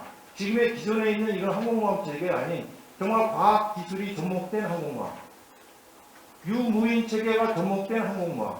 해군과 공군이 같이 하는 합동 전력으로서의 항공모함이 돼야지만이 진정한 항공모함이 된다는 것입니다. 그 크기에 너무 연연할 필요 없어요. 지금부터 항공모함을 메토너를 물론 전략 사업을 하는 사람 입장에서 예산 띄우기 위해서는 그런 게 필요하겠죠. 그러나 거기에 너무 고정관념을 가질 필요 없다는 것입니다. 이걸 추진하는 과정에 있어 자연스럽게 이제 선명하고 확보 방법도 연계가 되는데 아까 이종훈 기자님 좋은 말씀을 나로 문제와 같이 우리 BTS가 인기를 끌고 있는 그 핵심이 뭔지 아십니까? 암이라는 탱크를 해요. 저는 우리 대한민국 한국형 항공모함을 이끌어가는 사람이 누가 돼야 되느냐? 대한민국 국민이 돼야 된다고 생각합니다. 그럼 국민들의 의견을 모을 수 있는 게 뭐냐? 시작은 제가 선명 모집부터, 그 다음에 당위성부터 나가야 된다고 합니다. 그래서 내가 이름을 부여한 우리 한국형 항공모함이 어떻게 사업이 진행되고 있고, 앞으로 어떻게 하고 있구나. BTS가 내가 사랑하는 우리 BTS 그룹이 어떤 활동을 하고 있고, 어제는 누가 어떻게 나가서 누굴 만났고, 이런 사소한 것까지도 알려줌으로 인해가지고 국민적 공감대 형성하고, 국민들이 한국형 항공모함에도 관심을 계속 가지고, 이것이 그런 역할을 할 수 있도록 우리가 도와줘야 된다고 생각을 합니다. 그래서 오늘 세 분 발표하신 분들이 결국 이런 내용들이 발표 내용에 다 녹아 들어있기 때문에 저는 이상으로 말씀을 드리고 정말 우리 한국형 항공모함과 항공모함이 우리 대한민국의 바다를 지킴으로 인해 가지고 바다로부터 오는 적을 바다에서 막을 수 있는 그런 충무 이순신 제독과 같은 그런 전략 개념을 가지고 건져야 된다고 생각합니다. 이상입니다.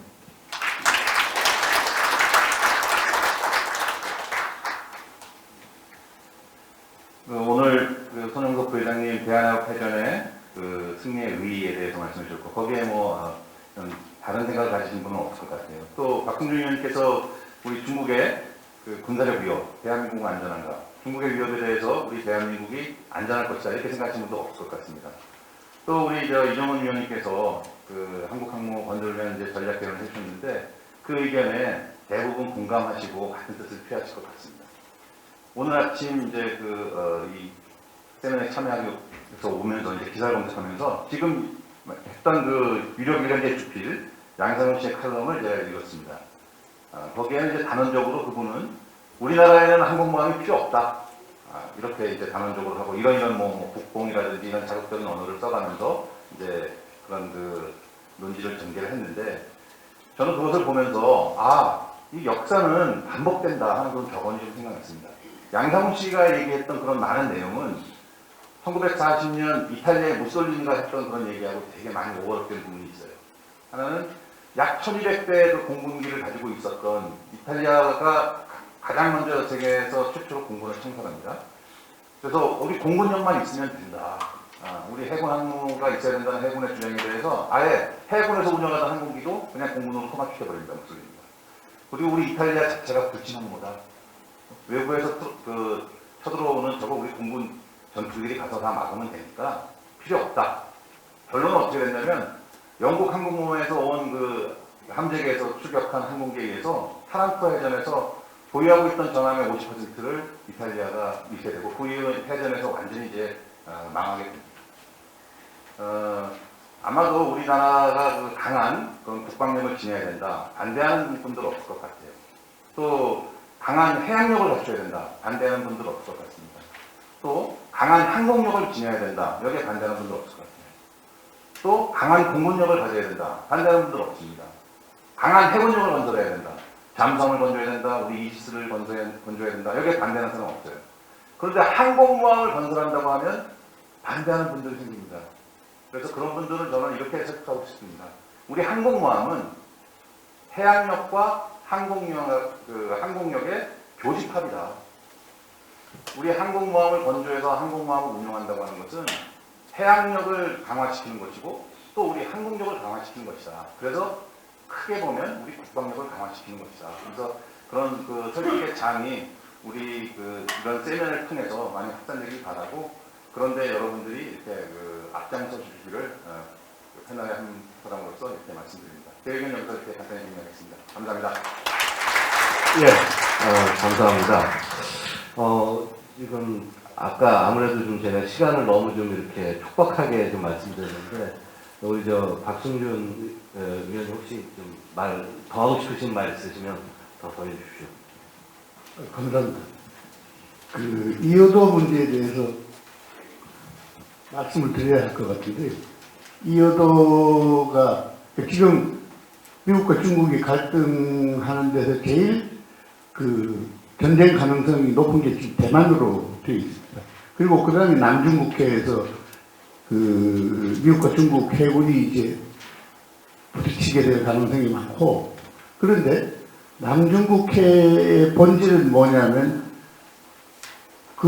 베트남, 필리핀 앞바다를 모두 중국이 역사적인 자기네 줄 9개를 든 남해 구단선이라는 걸 그어놓고 이제 우리 영토다, 영해다 이러는 거죠. 그런데 거기에다가 계속 산호초에 콘크리트를 붓고 비행장을 건설하고 기지를 만들고 거기다가 미사일 기지를 만들고 이런 데에 대해서 미국이 계속 항의를 하는 건데 그런데 우리하고 중국이 만약에 전쟁의 단초가 생긴다면 그 단초는 이효도에서 생길 겁니다. 그러니까 이효도 지금 중국이 하고 있는 거하고 우리 한국이 이어도의 해양과학지 기지를 만들어 놓은 거, 그거는 정확히 중국이 남중국해에서 하는 행동을 우리가 먼저 한 거죠. 그러니까 이어도는 원래 섬이 아니고 도라는 거가 아니고 원래 1910년에 영국 해군이 발견했을 때 그걸 스코트라 락이라고 그랬습니다. 아일랜드가 아니고. 그래서 제가 중국 외교부 사람들한테 너희하고 우리는 그 영토 분쟁, 영해 분쟁이 있느냐? 그러면 없다. 너희하고 우리 대한민국 없다고 하는 건 뭐냐면은 남중국해가 급하기 때문에 남중국해 문제가 해결되기 전에는 이어도 문제를 덮어두겠다는 거죠. 그러나 미국하고 만약에 남중국해가 해결이 된다면 중국은 바로 이어도를 문제 삼을 겁니다. 그 이어도는 그래서 제가 중국 외교부 사람들한테 그 이어도는 너희가 말하는 것처럼 그 아일랜드가 아니다, 섬이 아니고 그 락인데 암초인데 그걸 우리 제주도에 그 많은 그 여성들이 남편을 잃는 곳이 그 이어도다. 이청준의 이어도에 나오는 것처럼 거기 가서 그 제주도 해녀들의 남편들이 많이 죽었기 때문에 그 이어는 울음소리고 도라는 건 도가 아니고 이 우리 해녀들이 제주도 여성들이 부인들이 그 우리 남편이 편안히 잘 있을 것이다 라는 뜻으로 도를 섬이라고 붙인 거라고 이청준의 그 소설에 보면 그렇게 되어 있습니다. 그래서 이 이어도 문제는 지금 저희가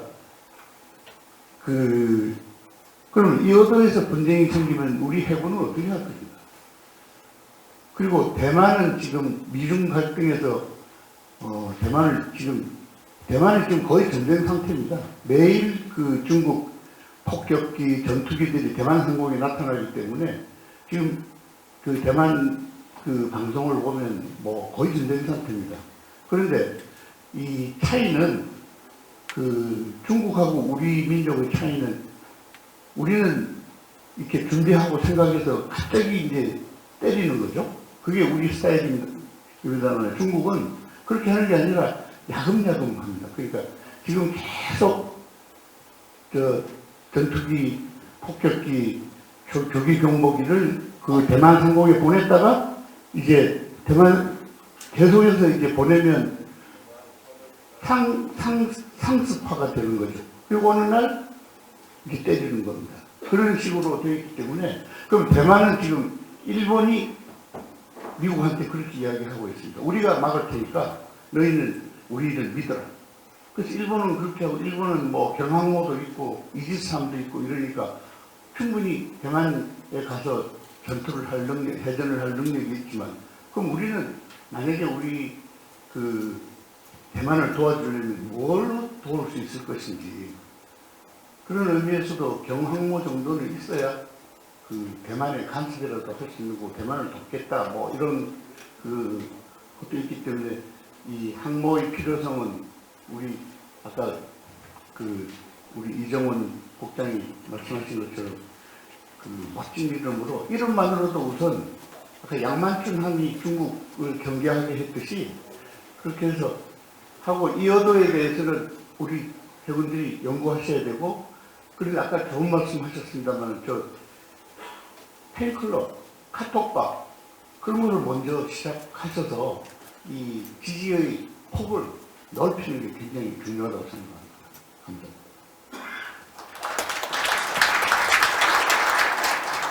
예, 이어도의 의미에 대해서 잘 말씀해 주셨습니다. 감사합니다. 그렇습니다. 이제 사실 저도 한두 말씀 좀 덧붙이고 싶은 말씀이 겁니다. 이제 너무 안타깝습니다. 바라보면서 이 오해랄까요? 국민들께서 항모를 바라보는 시각 자체가 과연 대한민국이 이걸 어디다 쓸 것이냐, 어떤 의미를 갖는 것이냐, 이거를 상당히 많은 분들이 이해를 못하고 계시고 심지어 굉장히 상당한 오해를 하고 계시는 그런 상황이었습니다. 그런 부분들을 우리 해군이 굉장히 열심히 저는 말씀을 하신 걸로 알고 있습니다. 많은 죄송하지만 충분하지 않았습니다. 더 연구를 하셔야 되고 대한민국 국익에 그다음에 혹은 국제 정치에서 어떠한 의미를 갖는지를 조금 더 국민들에게 전달을 해주셨어야 되지 않느냐. 그리고 그런 의미였기 때문에 뭐 이번에 예산 삭감이 된 것이 해군에게 항모를 차지 말아라, 가지 말아라는 것이 아니라 조금 더 그런 것들을 좀 만들어 보시라 라는 그런 뜻이 아니었을까. 그렇게 선회를 할 수 있는 것이 아닌가 이렇게 생각을 합니다. 그래서 그런 의미에서 우리 아까 이정훈 위원님께서 말씀을 주셨는데 국민 속으로 들어가라 라고 굉장히 과감하게 말씀을 주셨습니다. 가장 대표적인 노력들 같은 것들을 한 몇 가지만 이런 것이 가장 효율적이겠다. 아까 말씀해 주셨지만은 조금 더 와닿고 쉬운 걸로 좀 부탁드리겠습니다. 예. 박정희라고 하는 사람이 월남 파병할 때 군가를 퍼뜨렸죠. 메모부대가 다 아시죠? 자유통일 위해서 청년가 아시죠? 3군에 앞장서서 청년원 간다. 저도 이거 오랜만에 부른 게 우리 아들이 청년부대 가가지고 하면서 청년가 다시 불러보니까 와닿더라고. 백마부대 가도 멋있어요. 자유의 십자군 이런 것들이 이게 이제 프로파간다인데 여러분들 나중에 왜 한국망이 필요하냐? 간단하게 말씀드릴게요. 육군의 7군단을 중심으로 전방의 전방군단을 중심으로 북진을 어떠한 경우도 북한이 무너졌을 때 우리가 안정화 작전을 위해서 들어간다고 할 때 전방에 있는 인민군 부대하고 충돌이 없다고 자신하십니까? 물론 동독이 붕괴됐을 때 그쪽에 새로운 정권이 서독군이 들어와서 평시작전권으로 무장해제하라고 동의해주는 경우는 가능하겠지만 꼭 그렇게 되는 법이 없잖아요. 그럼 어디입니까? 옆구리로 가야죠. 옆구리로 갈 때 남포로 가든지 원산 갈 때 뭐가 필요하겠습니까? 그리고 그 부대들이 들어갈 때 해병대에 가서 육군에 가서 군정작전을 안정화작전을 들어갈 때 이게 다 프로파간다입니다.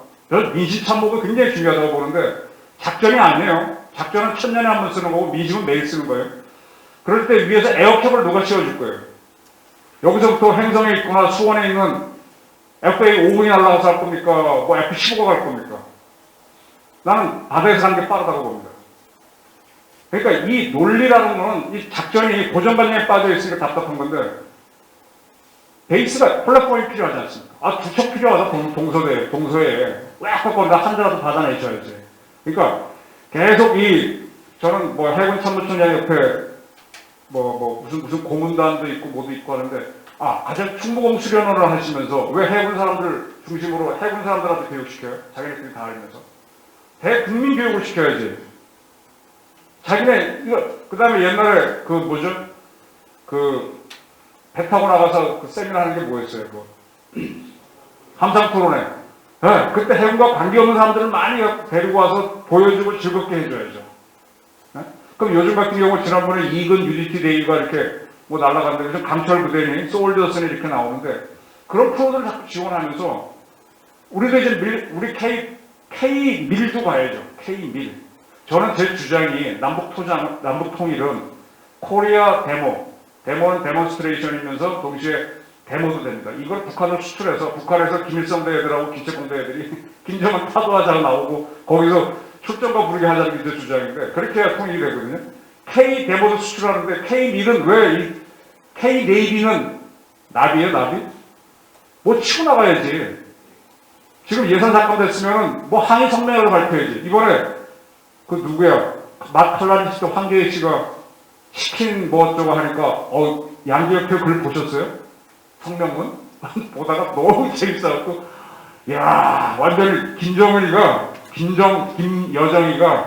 우리 비난할 때 삶은 소대가리 얘기보다 더하게 썼습니다. 그때 한국에 공격하고 화끈 달아오르는데 해군은 원래 물에 있는 사람이라 물에 불 타는 거죠. 왜 이렇게 나오냐고. 깎았을 때 무슨 소리냐고 뭐가 나와야죠. 그럼 국민들이 봐주고 양상원 선배 같은 주장도 있지만 저 같은 사람도 공간이 생겨서 뭘 던져주지. 여기서 스스로 무너지는데 누가 하냔 말이에요.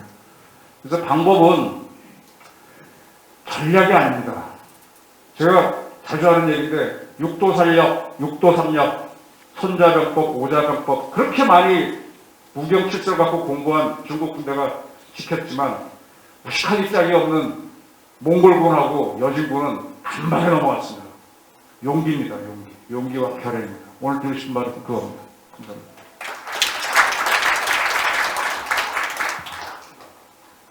예, 좀 논의를 확장하기 위해서 좀 플로어의 의견도 나중에 시간이 조금 있어서 한 2분 정도만 의견 듣겠습니다. 예. 그래서, 예, 먼저 누가 좀 마이크를 하나, 예.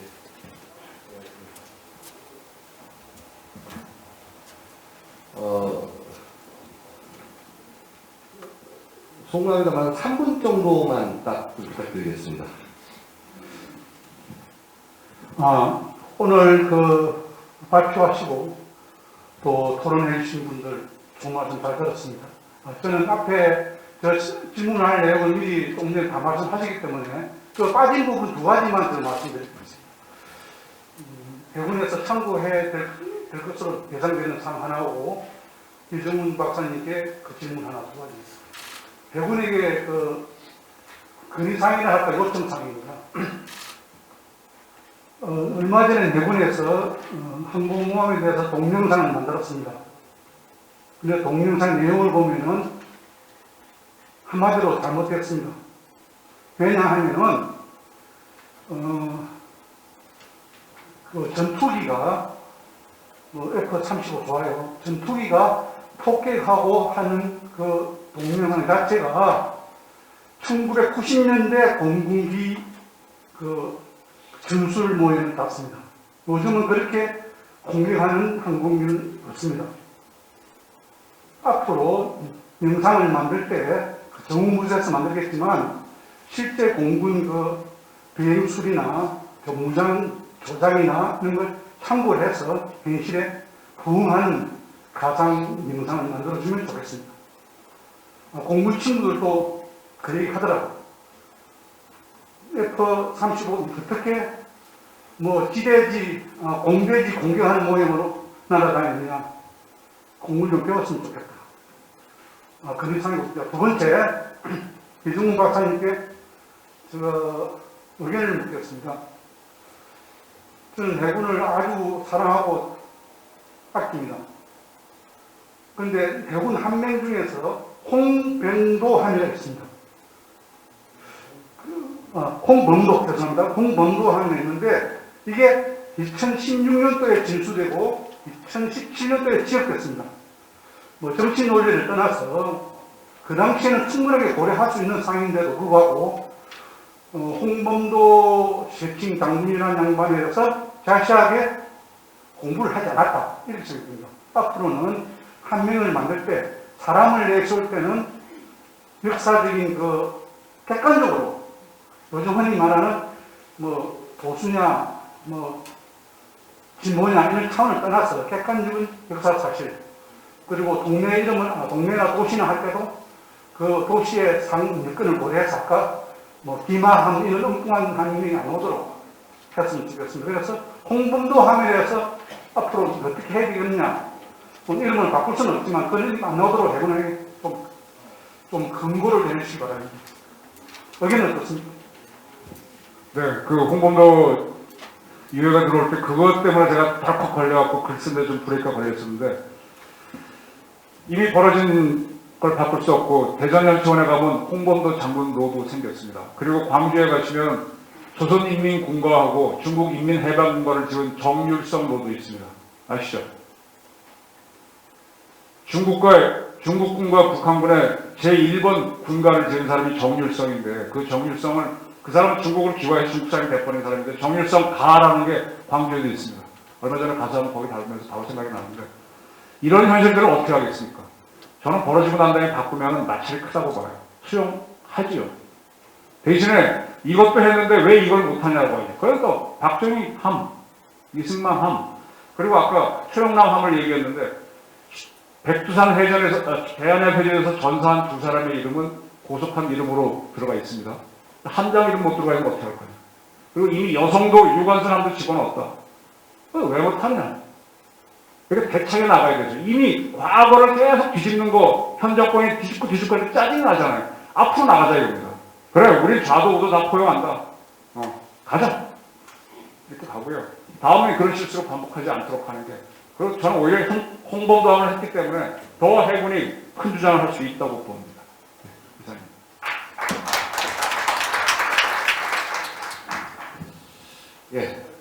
예. 마이크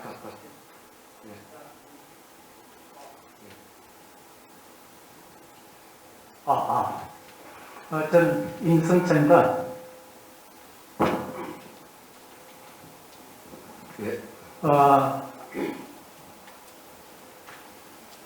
지난주에 제가 공군 역사 세미나 토론자로 참석을 했는데요. 그때 그 공군산업교 교수가 6.25 전쟁 때 미 해군 항공 작전의 역할에 대해서 발표를 했습니다. 그 교수의 결론은 공군 측에서도 상호 보완 전력으로 항공모함이 필요하다고 지금 이야기를 했고요. 왜냐하면 6.25 전반기에 우리 남한 내의 그 비행장이 3개밖에 없었습니다. 포항, 부산, 진해. 이거마저도 할주로 사용이 제한이 돼가지고 미 공군기가 일본에서 이동을 해가지고 한반도에 작전할 시간은 10분에서 15분밖에 안 됐습니다. 그래서 항공모함은 한반도 전 지역에 대해서 타격이 가능했고 중무장 탑재 가능도 했고 채공 시간도 길었고 그래서 엄청난 역할을 했다. 그래서 그 교수가 하는 얘기가 역사는 계속 반복되고 있다. 지금도 그것이 유효하다. 왜냐, 적스텔스기나 무인 항공기로 인해 가지고 남한 내에 얼마든지 비행장을 파괴할 수 있다.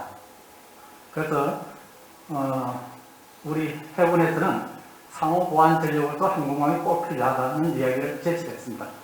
그래서 6.25 때의 그 전쟁 초기 상황을 고려하면 남한 내에 작전을 할 때, 작전 지역 예상을 가정할 때, 남한 내, 그 다음에 또 우리가 인천 상륙작전 이후에 북한 지역에 작전을 할 때, 그 다음에 특정 지역, 인천 상륙작전과 같은 그런 작전을 할 때, 그 당시에는 우리 해군 항공기만 참가를 했습니다. 그 당시에. 그 다음에 주변국 및 독도 지역, 이런 지역에서 작전을 할 것을 상정을 해서 우리가 이런 논리를 개발을 해가지고 우리 국회에 있는데 설득을 좀 해야 될 것 같습니다. 그 다음 두 번째는 한명재정 이종훈 기자님이 그 말씀하셨는데 김성은 장군님이나 최영훈 함장님이 해병대로 가지고 안 붙인 것이 아니고 사실은 역대 참모총의 박익규 대통령이나 이명기 총장님 이런 분들 다 저희들이 제기를 했습니다. PKG가 클래스가 좀 적어서 그랬는지 이거는 반드시 유족들의 의견을 물어봐야 되거든요. 그래서 아마 유족들의 의견이 좀 그렇게 수용을 안 했던 것 같습니다. 폰수 이런 것을 봐가지고. 그 다음에 육군, 공군, 장군들 이름, 역대 대통령 이름을 말씀하시는데 그렇게 붙일 사실 한정 척수가 좀 적습니다, 지금. 그래서 이런 것을 좀 다 수용을 하려고 그러면 호위함이든지 상륙함, 군수지원함, 서해안 이런 것은 다 지명으로 되어 있는데 이런 것을 인명으로 바꿀 필요가 있다고 저는 생각하고 있습니다. 그 다음에 미 해군에서도 육군이나 공군, 그 다음에 이런 사람들은 잘 안 붙이고 있습니다. 그래서 친해군 5직 인사, 국회의원이나 예를 들어서 스테니스 항공모함, 그 다음에 루스벨트 대통령, 이런 대통령, 즉 말해서 5직 인사, 이런 사람들에 대해서 지금 붙이고 있는데요. 아마 이런 걸 앞으로 이름을 붙이려면 우리 해군에 좀 잘 보여야 될 것 같은 그런 생각이 들고 있습니다. 이상입니다. 예, 감사합니다. 말씀하시겠습니까? 자, 그럼 우리 이제 아까 손을 잠깐 들어주셨는데 마이크 이건한 전 공작 사령관이 말씀드렸습니다. 사실은 저는 항모 논의에 있어서 반드시 우리 공군 출신들의 말씀과 지원이 필요하다. 공군과 같이 가셔야 된다고 누차 말씀을 드리겠습니다. 그래서, 예. 예, 전 공작사령관 이건환 예비역 공군중장입니다. 초대해 주셔서 감사드리고요. 오늘 정말 좋은 내용을 많이 배웠습니다. 해군들만 들어있는 자리에 공군이 오면 배타적 감정이 생길까 싶어서 저희 선친께서는 6.25 때 해군 수병으로 참전하셨고요. 제 아들은 해병대로 청룡부대를 다녀왔습니다. 그리고 작은애는 지금 이제 특전사라서 근무하고 있습니다. 그래서 저희 집안에 6해공 해병대가 다 있습니다. 이제 총회에서도 항공모함 관련된 토의를 한 적이 있습니다. 그때 제가 처음에는 좀 반대 입장을 제기를 했죠. 국가 전략이 무엇이고 또 항공 또는 해양 전략에 대해서 대전략이 무엇이냐, 그리고 왜 경항모로 가느냐, 가려면 제대로 된 항모로 가야 되지 않느냐, 이런 제안을 했었습니다. 오늘 이정훈 의원님께서도 그런 말씀을 해주셨는데 2003년도에 이호도에 우리가 해양과학기지를 건설했을 때 중국에서는 아무런 입장 표명을 하지 않았던 것으로 기억을 합니다. 그 이유에 대해서 지금 해양 작전 수역이나 또는 공중 이 구역에 대해서도 124도선을 중국은 확정하고자 하는 의도를 많이 드러내고 있습니다. 중국이 차리지를 그을 때 2호도까지만 쐐기 형태를 긋고 그 위쪽으로 선을 긋지 않은 것도 그러한 의도를 엿볼 수 있을 것으로 봅니다. 지금까지는 우리 대중국, 우리 한국의 수출 비중이 약 30%를 차지하는 것을 보면 중국은 우리에 대해서 못마땅한 부분을 경제적 보복으로 해도 충분함에도 불구하고 앞으로는 군사적 조치를 단행할 것이라는 예측이 학자들 사이에 많이 대두되고 있습니다. 아까 우리 박 의원님께서 제안하셨듯이 이호도 지역이 굉장히 그 문제가 될 수도 있고 배타적 경제 수역에 대한 논쟁이 앞으로 반드시 다시 또 대두될 것으로 보입니다. 공군에서 조기 경보기라든지 또는 공중급유기의 필요성을 제기를 했을 때 그것이 달성될 때까지 20년 이상의 세월이 지났습니다. 왜 필요하냐는 논리는 똑같이 대두가 되는 것이고 저는 이제 항공모함은 그런 차원에서 반드시 가야 한다고 생각하고요. 그러나 그 시기에 대해서는 이제 대외적인 관계는 정립을 해야 된다고 봅니다. 즉 한중의 이 관계는 한미중의 관계로 봐야 되는 게 맞고요. 사드 배치 때 이 절실히 느꼈습니다. 다행인 것은 지금 우리 20, 30대 젊은이들의 대중국에 대한 이런 어떤 선호도의 그 조사 결과가 약 65% 정도 내외가 저희와 비슷한 감정을 갖고 있는 것으로 조사가 돼서 대국민으로서 인식을 하기에는 중국 눈치를 보지 않고 갈 때가 되지 않았는가, 국가적 차원에서. 그를 위해서는 한미동맹을 얼마만큼 우리가 강화하면서 갈 것인가, 그 부분이 중요하다고 봅니다. 따라서 우리가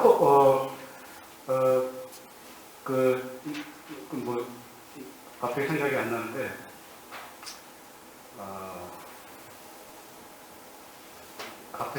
나는데 오커스 동맹이 지금 이제 미국, 그 다음에 영국, 호주 이렇게 진행이 되고 있듯이 쿼드 플러스가 논의가 되고 있지만 저는 줄기차게 이런 공식적인 자리에서 쿼드가 아니라 플러스가 아니라 우리가 펜타를 만들어서라도 우리가 적극 참여하는 것이 우리가 살아갈 길이다.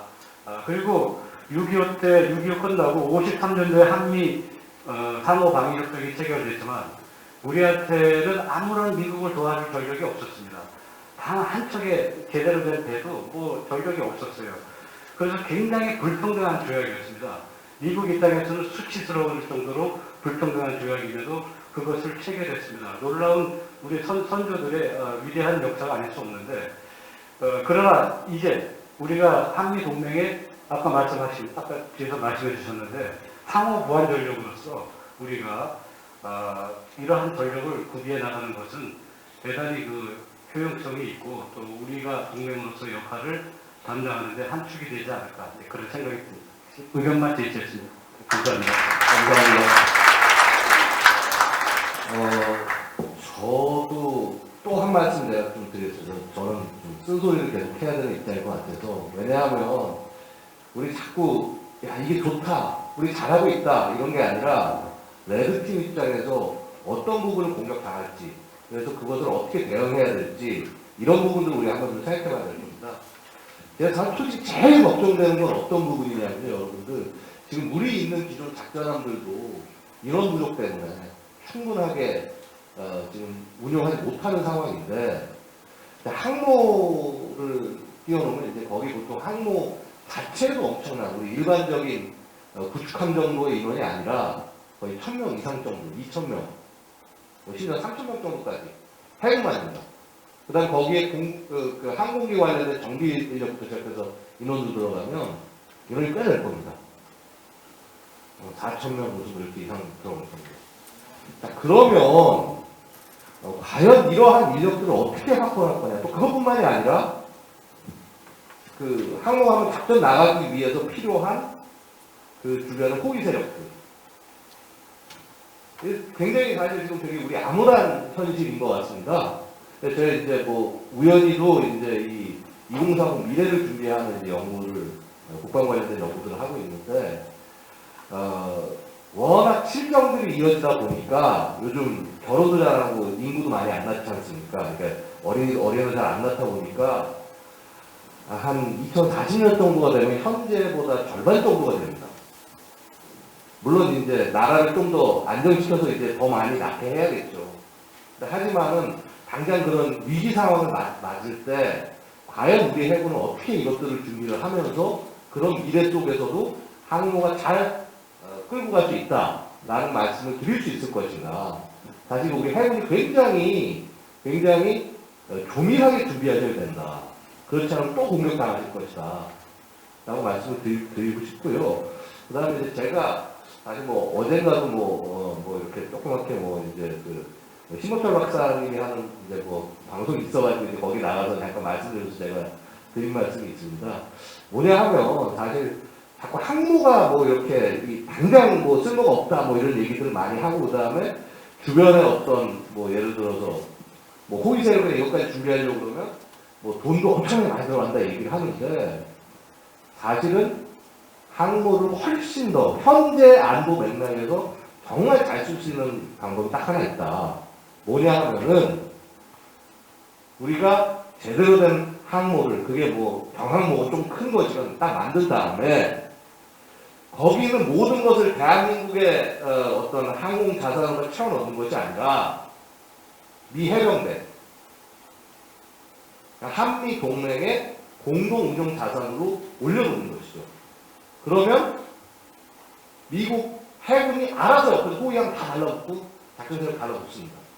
사실은 지금 뭐라고 그럴까, 이 퀸 엘리자베스급 영국 해군 같은 경우도 사실은 충분하게 해상세력이 충분하지 않기 때문에 미국과 그런 식의 공동작전 형식으로 많이 운용을 하고 있습니다.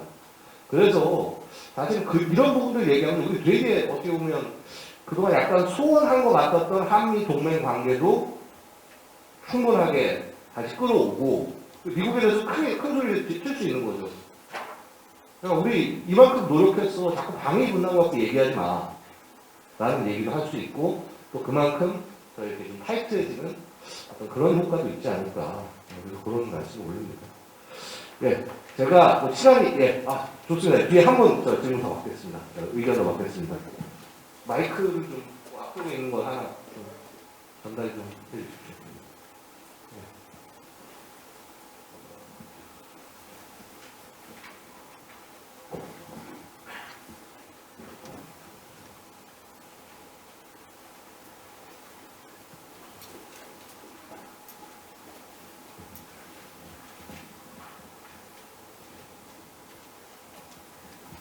예, 반갑습니다. 발표 잘 들었습니다. 저는 한국해양전력연구소의 대행실장인 조석현 실장입니다. 저는 한국전쟁을 쭉 연구를 하면서 의미 있게 느낀 것 중에 하나가, 미국이 지금 사실은 뭐 저희 경찰까지 하고 있는데, 이 결전에 기한 것이 1차 대기전이 아니라고요. 중간에 참전하게 되는데, 한국전쟁 처음부터 개입하게 되죠. 그래서 미국에서 50개 주에, 23개 주에 코리안워가 파크회가 있습니다. 이제 박사과정을 97년부터 2002년까지 5월 주립대에 있었는데 2000년도에 한국전쟁 바로 50주년 기념해서 각 지역을 돌아다니면서 세미나 하는 것을 보고 제가 상당히 충격을 받았습니다. 제가 2007년부터 미국 해군사학교에 교환교수로 와서 미국 친구들에게 미국 해군사와 한국사를 강의한 적이 있었는데 제가 한국전쟁 부분을 강의를 하니까 한 명이 질문하더라고요. 친구한테 1학년 친구였는데 교수님, 한국전쟁 기간 동안에 그 많은 미군 장병들이 한국의 자유를 위해서 싸우다 희생됐는데 왜 효순이, 미선이 두 명의 여중생이 사고로 죽은 사건을 가지고 이 성조기를 불태우고 촛불시하고 말이냐 이거죠. 그래서 상당히 순간적 질문에 상당히 당황이 됐는데 그것도 제가 답을 했습니다. 자, 한국도 민주국가인데 표현의 자유가 있다 이거죠. 자, 거기 시위하고 반대하는 사람 여기 10만 명 되지 않는다. 그래서 나를 비롯한 대부분 한국 국민들은 미국과 또 유엔군 참전군에 대해서 감사한 마음으로 생각하니까 지금도 많은 나라를 돕고 있는데 거기에 대해서는 별로 연유할 필요가 없다 이러니까 답이 됐다 이러더라고요. 제가 말씀드리고 싶은 게 하나는 뭐냐면 작년에 올해죠. 해군범에서 발간된 우리 해양무라든지 해양에 관련된 홍보 자료를 봤는데 사실 이 자리는 다 해군에 관련된 분들이고 해군에 관련된 분들이기 때문에 이 자리에 참석하지 않아도 될 분들입니다. 우리 해군을 알려야 되는데 앞으로 우리가 전공 시스템 어디서 알고 있는데 이 해군의 항모가 왜 필요한지 국민들이 뭘 궁금해하는지 우리가 알려야 될 게 아니라 국민들이 가려하는 부분이 무엇인지를 그걸 좀 중심으로 해가지고 홍보를 한다면 조금 더 실질적 홍보되지 않을까 그런 생각됩니다. 실제 지금 우리가 많은 예산을 준비하고 있는데 원래 예산 밖에 좀 아쉽긴 하지만 미국 CIA 그거가 있죠. 최선을 다하되 취약에 대비하랍니다. Do your best but prepare for the worst라는 표현을 쓰는데 이런 마음 가지고 또 현직도 계시고 미국에만 계시는데 좀 우리가 이것이 위기가 아니라 이수진 낭비 교훈처럼 기회로 생각한다면 충분히 우리가 더 좋은 기회가 오지 않을까 하는 그런 생각입니다. 그래서 우리 보는 시각을 바꿔가지고 홍보하는 시각도 국민들 시각에서 한번 바꿔봤으면 좋겠다 하는 그런 생각입니다. 이상입니다. 예, 감사합니다. 이제 회의를 좀 예. 우리 김영수 회장님 말씀 딱 한 번만 듣고 진행하도록 하겠습니다. 마이크 좀.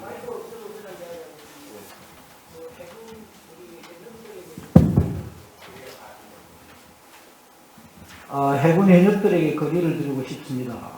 얼마 전에 이제 해군 홈페이지에 우리 영예를 굳건히 지키는 대한민국 해군이라는 표현이 있어가지고 제가 지적을 했습니다. 그런데 이번에 해군기 제일 뒷면에 보면 또다시 우리 영예를 굳건히 지키는 대한민국 해군 이렇게 나와 있습니다. 우리 해군이 영예 12마일을 지키는 해군이 아닙니다. 지금 항공모함과 원자력 추진 잠수함을 가지려고 하면서 영예 12마일을 지키는 해군으로 표시되면 안 되는 겁니다. 그리고 또 이제 지휘관 2침식에 가보면 조국 해양수호라고 자꾸 이런 말을 쓰는데 조국 해양수호가 어딥니까? 작전 인가구역입니까? 배타적 경제수역입니까? 저 소말리아까지 나가 있는데 왜 자꾸 조국 해양수호라고 이야기하는지 또 세 번째는 우리 바다를 굳건히 지킨다고 이야기해요. 이 항공모함이나 원자력 잠수함, 구축함, 이지서 다 바다만 지킵니까? 바다에서 전력을 투사해가지고 대한민국을 지키는 거예요. 그래서 전에 안병대 총장님은 영해수호, 조국 해양수호 이런 걸 절대 쓰지 말라고 했어요. 해양에서 대한민국 국익을 지킨다. 아니면 바다에서 대한민국을 지킨다 이렇게 해야 되는데 항공모함과 원자력 잠수함 가지고 영해 지킬 겁니까? 우리 해군이 이런 용어를 좀 잘 썼으면 좋겠습니다. 이사입니다.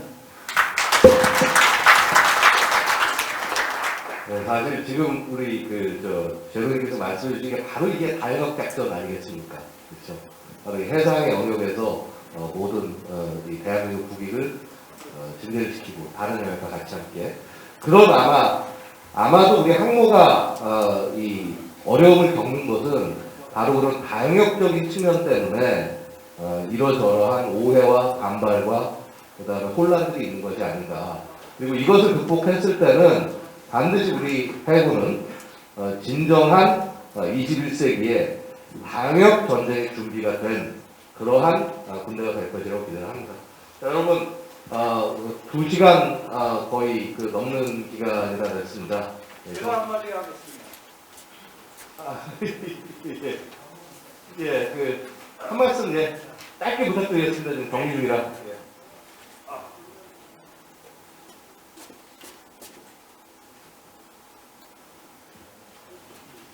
개인적으로 한마디 하겠습니다. 우리가 지적은 북한입니다. 근데 우리가 3면이 바다인데 4면입니다. 근데 바로 우리 해군력이 커져야 되지 크지 않으면 안 됩니다. 절대적으로. 해군력을 갖고 있는 주변 국가가 적이 됩니다. 주적은 북한도 굉장히 적이지만은 해군력을 주변에 갖고 있는 나라가 주적이 됩니다. 국제사회는 한치 앞을 바라볼 수가 없습니다.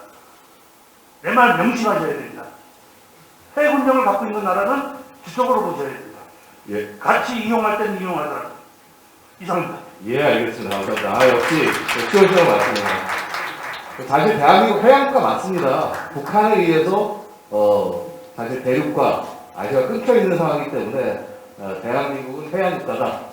이런 말씀 다시 한번 올리면서 자 오늘 세미나는 이것으로 마치도록 하겠습니다. 여러분 참석해주셔서 너무 감사합니다.